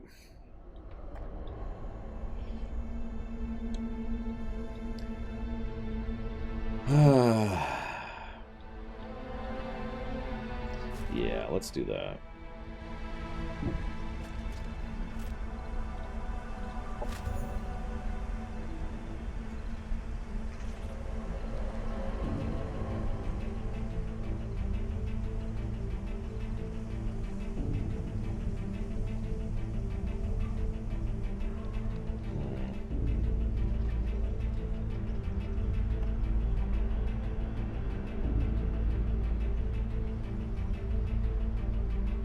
I know, right, Kay? What's funny is real-life wars have been declared for just as petty or pettier reasons. Which is... well...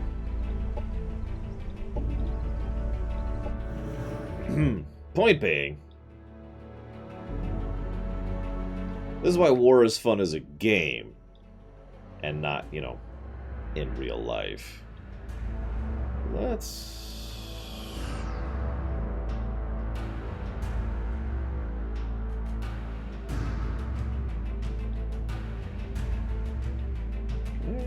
Can I do that? Let's go find out.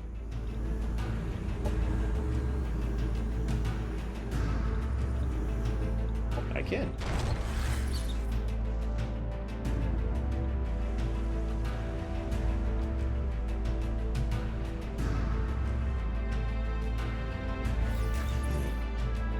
Well, let's get ready for the war that's totally not going to happen.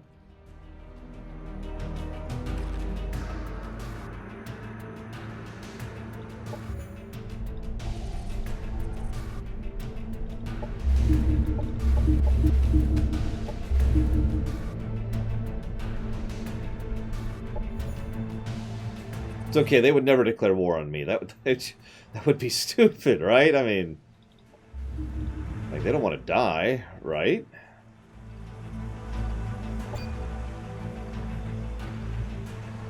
Whichever one dies quickest, Gum Gum.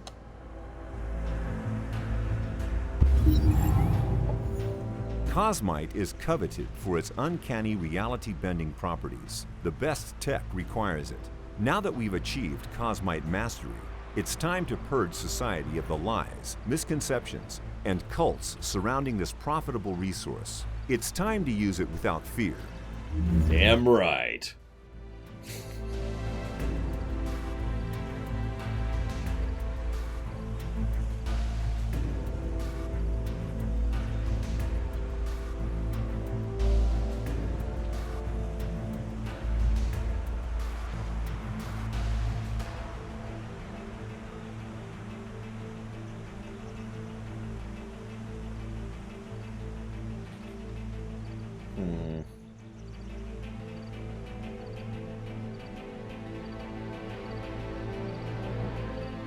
Looks like I can't do anything else to make my people happy, really, so we'll just kind of start going down the list. So to speak. Strip it from the battlefield. Never make what can be scavenged from the fallen. Waste nothing. Want nothing. Zetroticus Stein, Reassembler. The seeds of war start with the exchange of ideas. Well, yeah. Hi, I like this thing. Well, I like this thing. War.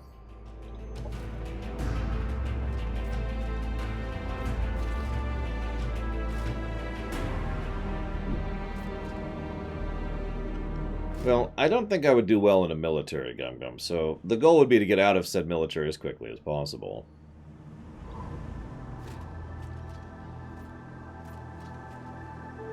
Let's send him after it. Why is he so slow? Oh, because he is the disassembler. That's why he's so slow.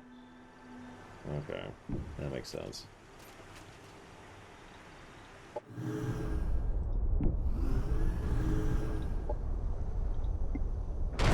Oh no, we've given someone a reason to declare war on us.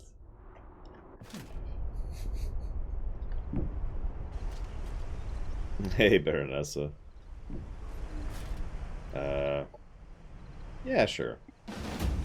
Ooh.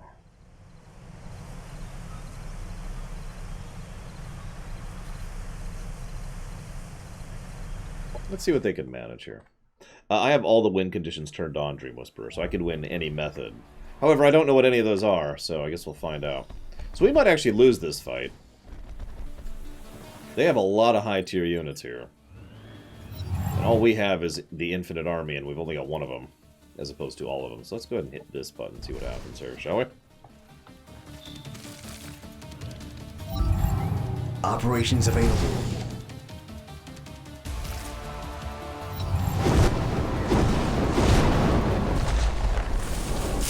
Part of it right there.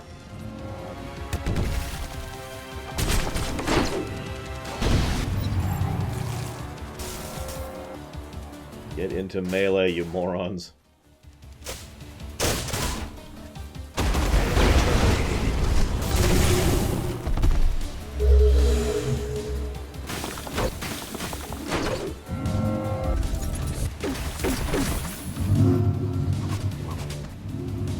Unit down. Yeah, I saw Crazy Horse. We might lose this. That's part of why I'm like, This is actually going to be pretty close if we pull it. I think it's going to come down to dice rolls, really.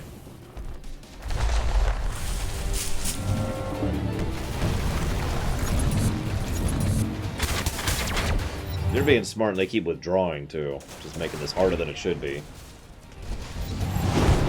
They also have that thing every turn, which is really messing with me.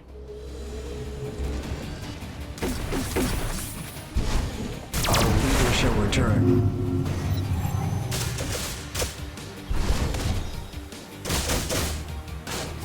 Enemy destroyed. There's the mech. Unit offline. And our big guy. Has fallen. Yeah, it's a loss at that point. We're behind. Enemy killed.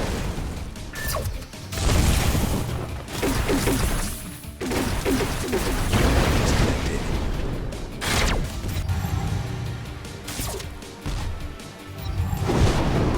Unit destroyed.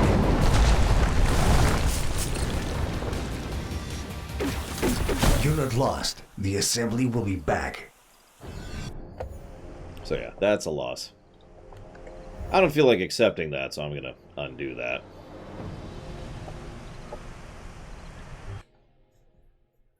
I don't know what I'm going to do.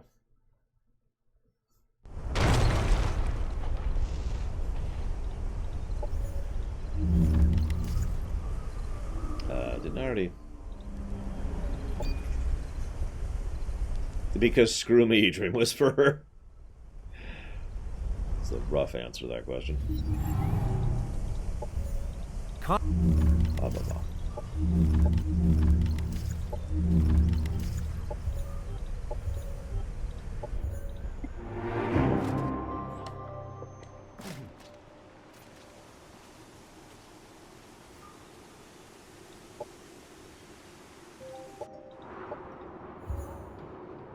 Don't worry, I do actually have a plan here.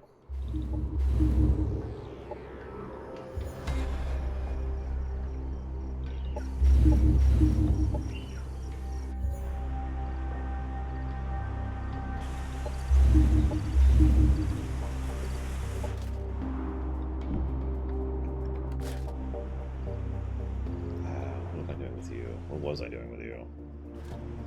I think you were just moving south, yeah. Getting ready for the war that we're totally gonna lose. I have no idea, Gum Gum. I'm not physicsy enough to answer that question.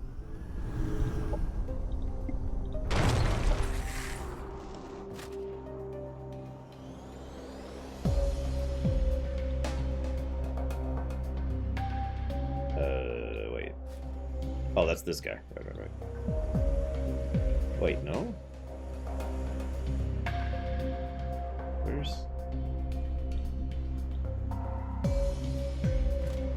Oh, whatever. Oh, there he is. So you just kind of head up there and get ready, because we're not ready for that yet. What do we got down here?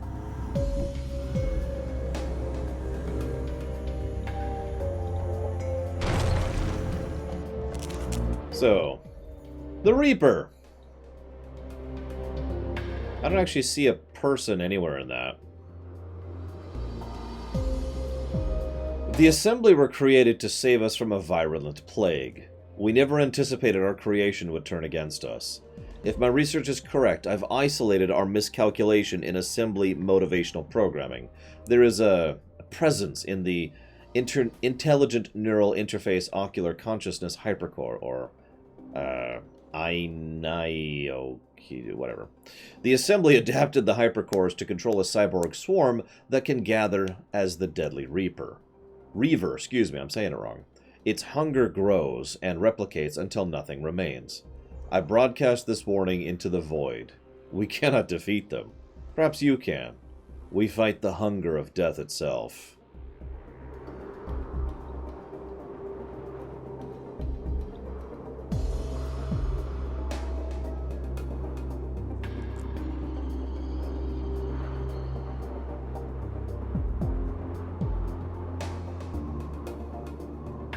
This thing has the ability to heal itself.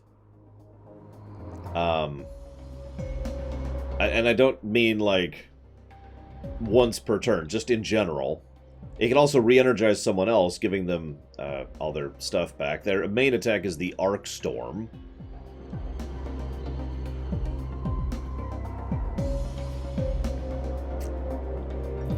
Yikes. Well, let's give him a reassembly module. No, not yet, not yet. Let's see. Where was I going to put this guy? Right. Is that him? That's the wrecker. That's the reassembly. Ah, that's the dude. Yeah, you. Do me a favor and peace out of that army. There we go. You know what? You just stop existing. There we go. And let's send him up in that general direction. And no, I don't remember that PWK. God, look at him. He's just kind of flying along with his sword wings. I don't know about you, but I like sword wings. Yo.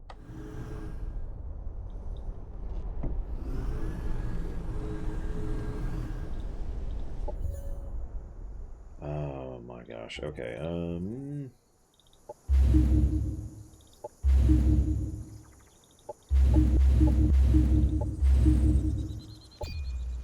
But they'd be so awesome, Kay. Or, I mean...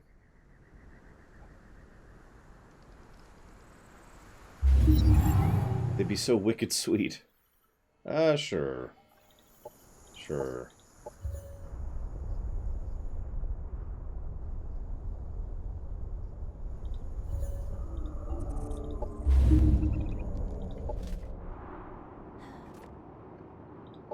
You just hang out. You just hang out. You just hang out.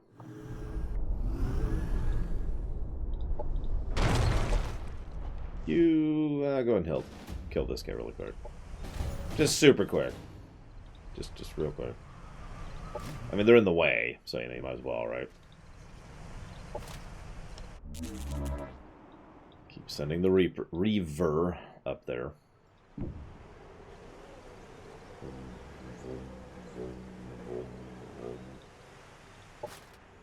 And you go kill this guy.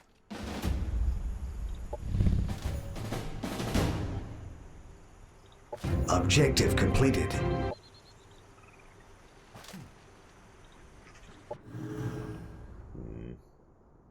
am I not? Oh.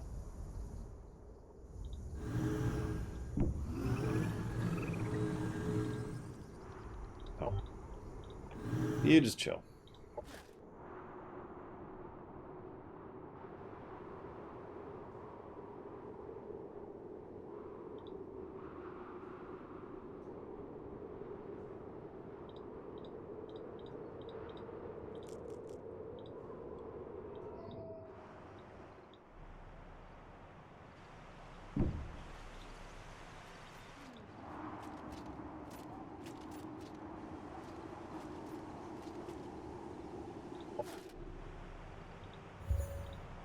With thunderous applause, Gum Gum? I don't know. God,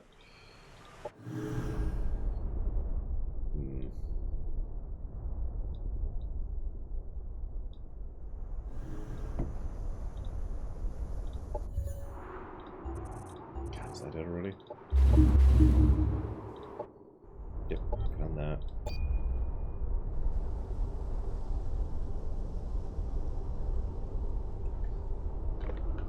Is it actually here? Oh my god, it is. Holy crap, they actually found the right thing, it looks like. We can rebuild him. Or her. Or it. Enhancements aren't necessary. Our fallen heroes learn by the very nature of their termination. They say that spending so much time waiting in the void is the greatest of all teachers. Well, that's pretty terrifying. Moving on. Operations available for priming. Worker integration. Sure.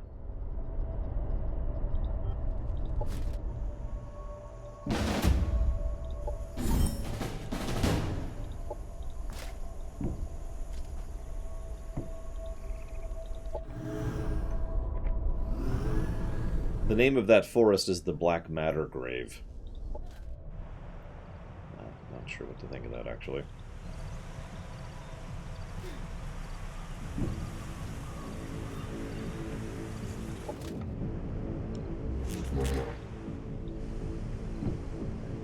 And there's our wonderful Reaver.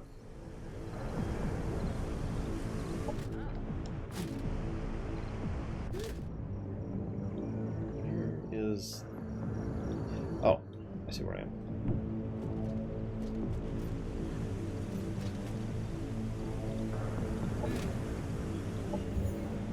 Okay.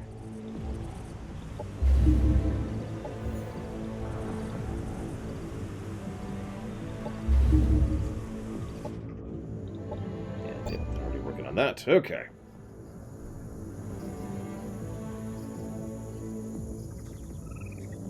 I wish I could see the whole world map to see how we're doing versus everyone else right now. Like, I'm just kind of curious, you know. Open borders. Yeah, sure. I'm surprised they haven't declared war on us yet. Maybe we should ally with someone and then that way have war happen. Not yet, though. Not yet.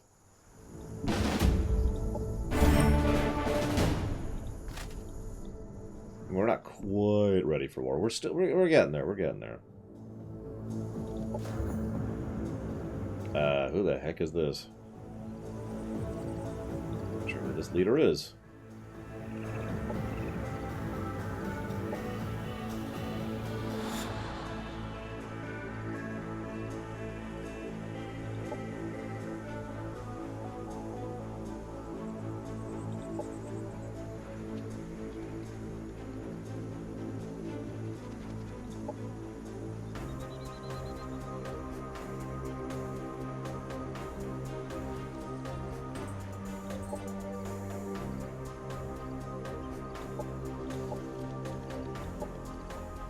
Thank you, Baronessa. I appreciate the effort.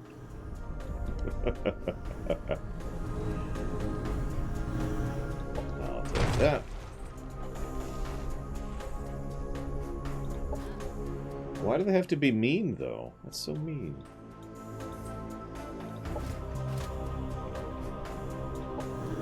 Alright, so we've taken that. Or have we? Yep, we have. Let's see.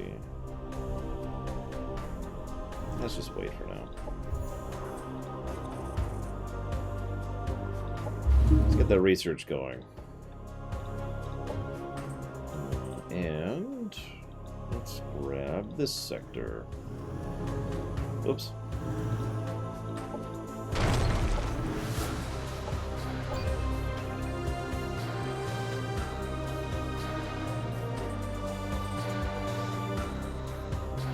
Is there a quick and easy way to see what the enemy allies or enemy... what all of the other NPCs' relation is to each other without manually checking. Most carbon-based life forms make poor conductors of electricity, flood the body with enough electrons, and the results are quite literally stunning. I mean, yeah. All drives, passions, emotions, and causes are collected and processed to ensure that our people are unified in a singular pursuit, our shared mission. Extreme behavior is impossible and indicates malfunction. Professor Ellen Shaw, Assembly First. Live for the swarm, I guess. Like you do. I'm even checking that.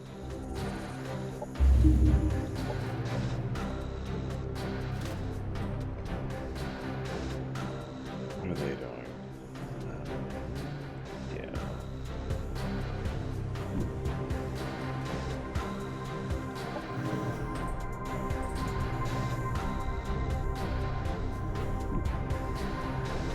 We are very good drones. We do not seek to disagree with the great convalescence.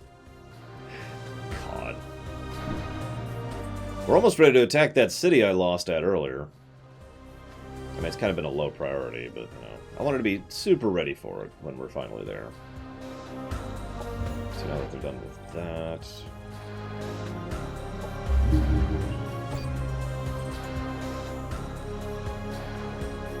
Like, I'm not sure what the tech victory is, but I haven't seen it yet, so I'm thinking I'm just an idiot. Oh no, they're attacking us and they're super dead. Sure, we'll take your Cosmite, why not?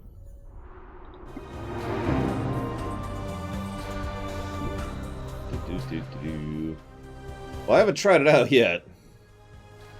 First, we need to wear them down a bit. So we've taken out 2 of their units. Now, let's see what we can do. I probably should have saved before I did that, but whatever.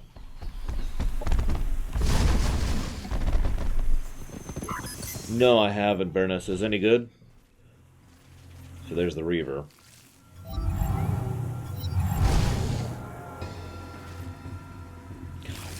Kind of hovering there. Doing its thing. Yeah, I don't know, Crazy Norse. We'll find out, won't we? Unit down. Really, Baronessa? So for me, Warhammer 2 is the best Total War so far. So how's it stack up directly?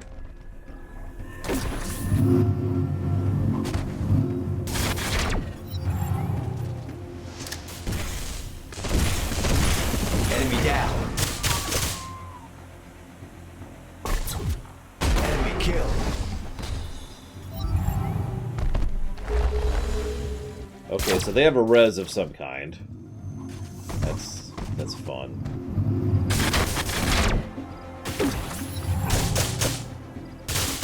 Enemy killed. Again.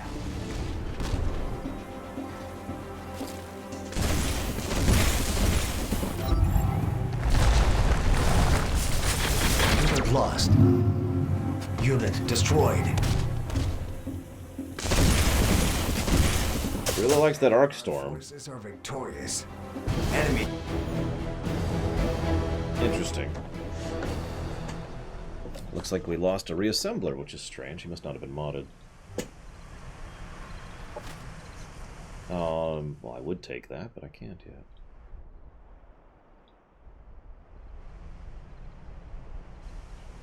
I may need another dude. Let's make another dude, shall we?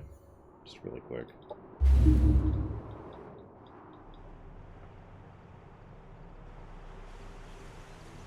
That sounds...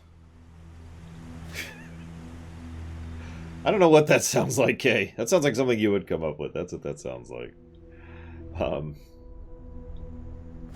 And I mean that in the most positive possible way. Resistance is futile. Oh, God. Are they gonna attack? No. Resistance is futile, but we're like... Okay. You going anywhere with that? Resistance is... Oh my god. Can we mute the comm? Thank you.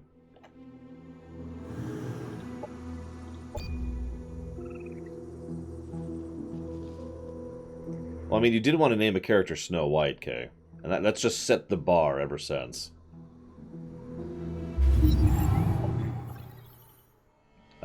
Thanks for the gift. Now they're giving us gift. What the hell? Okay, for real, I think what's happening here is they were like, oh, you're super weak because you have no army. We'll keep declaring war on you. And now that I have this gargantuan army, they're like, oh my god, everyone needs to be nice to them immediately. And I think that's actually what's happening here. If I were to guesstimate.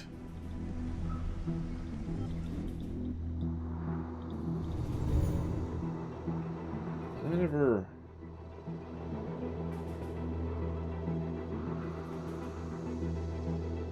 Apparently I didn't.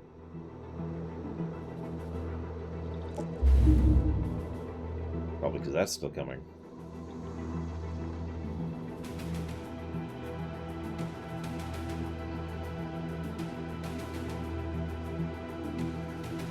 Interesting.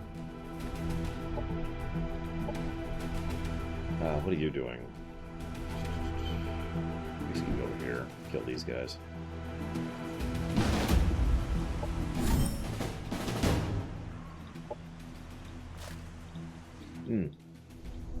Where's my other scout? Where is he? Where is he? Where is he?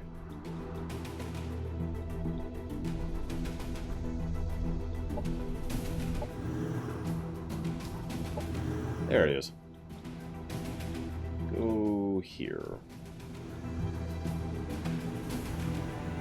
What kind of fried chicken did you get, Bragwin? Because you didn't get Popeyes, we're going to have some words. I'm just kidding. I do actually like good Popeyes, though.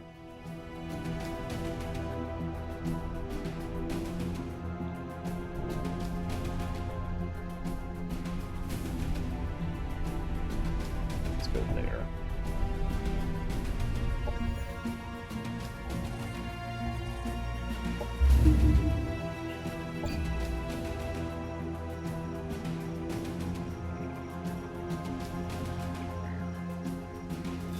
Actually, funnily enough, the Popeyes here has fried okra. Not that I care for fried okra, but it is an option. Using excess computer resources to expand our power and streamline weapons manufacturing can provide society with what they want. Happiness levels have never been higher as they share their glamour-filtered self-portraits, virtual kittens, and recipes of impossibly delicious-looking foods. Team Look, we could have real good things, or we could have fake good things. Operations available for priming.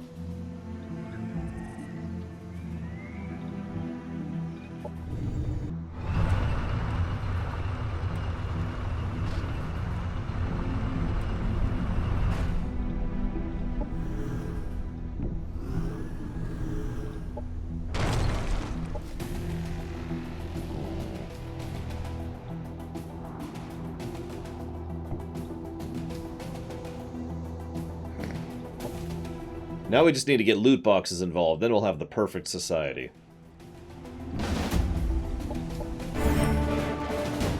So how's the strategic layer, Baronessa? Because that was one of my biggest complaints about Warhammer 2... Whatcha-fig.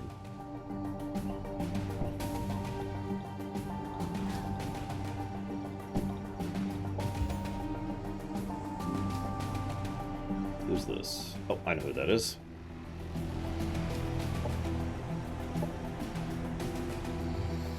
That sounds familiar, Dream Whisperer. What's it about?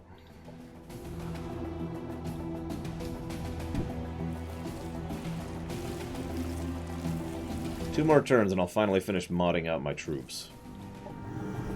Two more turns.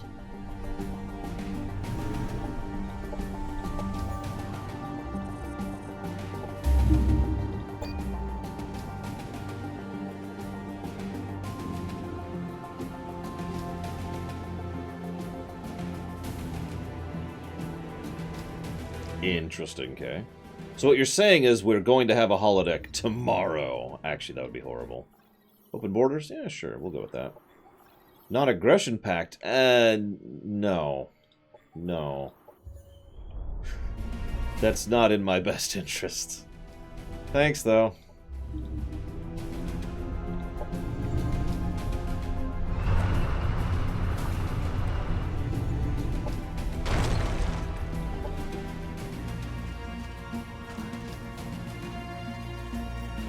Oh, I think I have heard of that. Basically because it was being billed as a, you know, a Cuphead clone.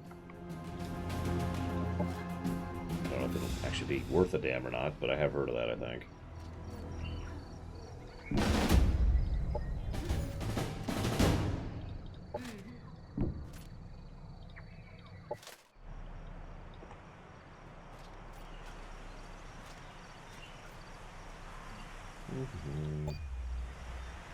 So this should be the last upgrade we need to finally finish upgrading everything else.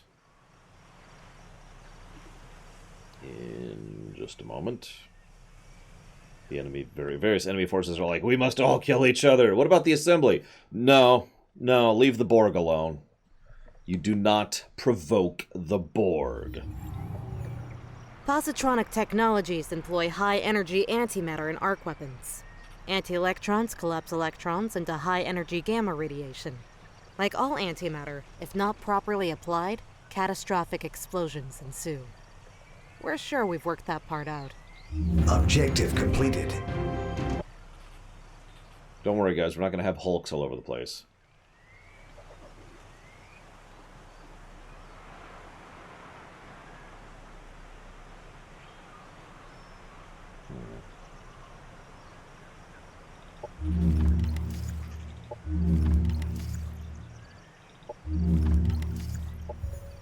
If you ignore all the bugs, this is our best release to date.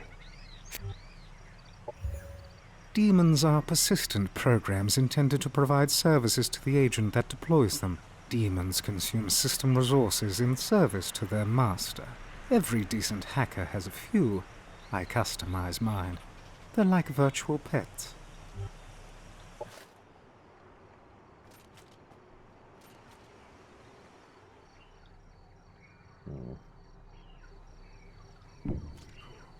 Oh god, Crazy Norse.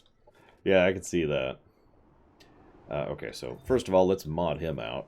Oh my gosh. Alright, so the Super Arc Death Weapon. The Super Arc Shield Weapon. And the Reassembly Module. The Lightning Runner.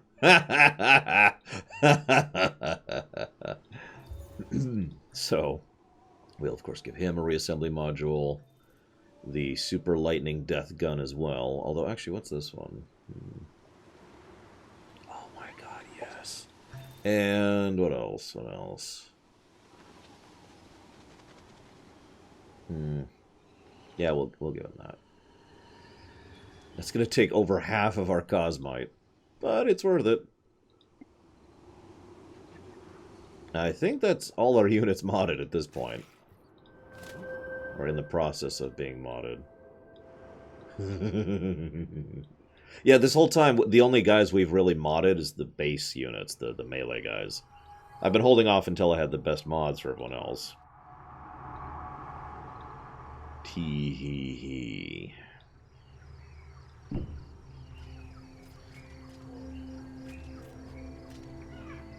Also, Techno Mages are awesome.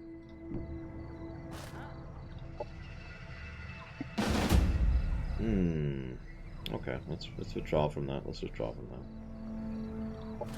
Just kind of hang out for the moment.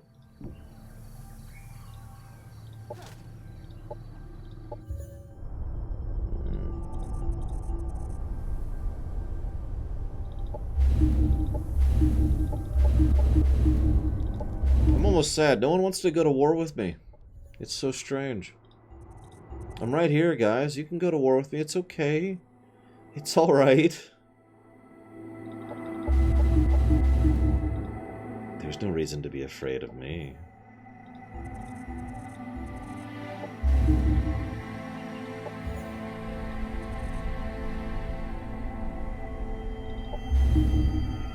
As long as you're on my side, of course. As I like to say, the only reason you'd ever have a reason to be afraid of me is if you had reason to be afraid of me. I think I'm actually going to do exactly that, Crazy Norse. Well, not yet. Not yet. I'm not quite ready for Total War. I don't know Age of Wonders 3 well enough to really compare the two side by side. What I have been told is that AOW 3 with expansions is better than this. I will have to admit the campaign mode of this is pretty lacking. I actually gave 2 negatives to it. I have been enjoying the scenario mode, what we've been playing today, a lot more than the campaign mode overall. So, make of that what you will. Computer systems have many unnecessary protections to enforce fair sharing of resources. We break those barriers, gaining complete control and entering a world where thoughts, programming, and computations are the same. That doesn't sound terrifying at all.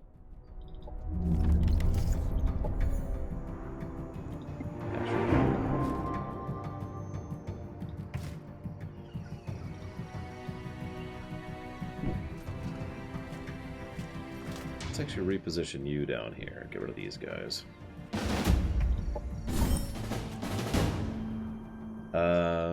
The dome.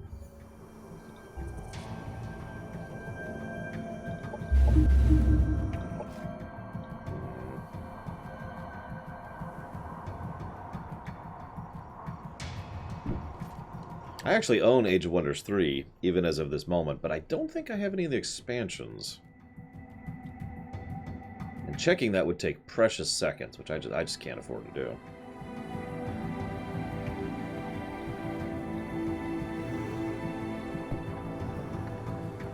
No, Baronessa.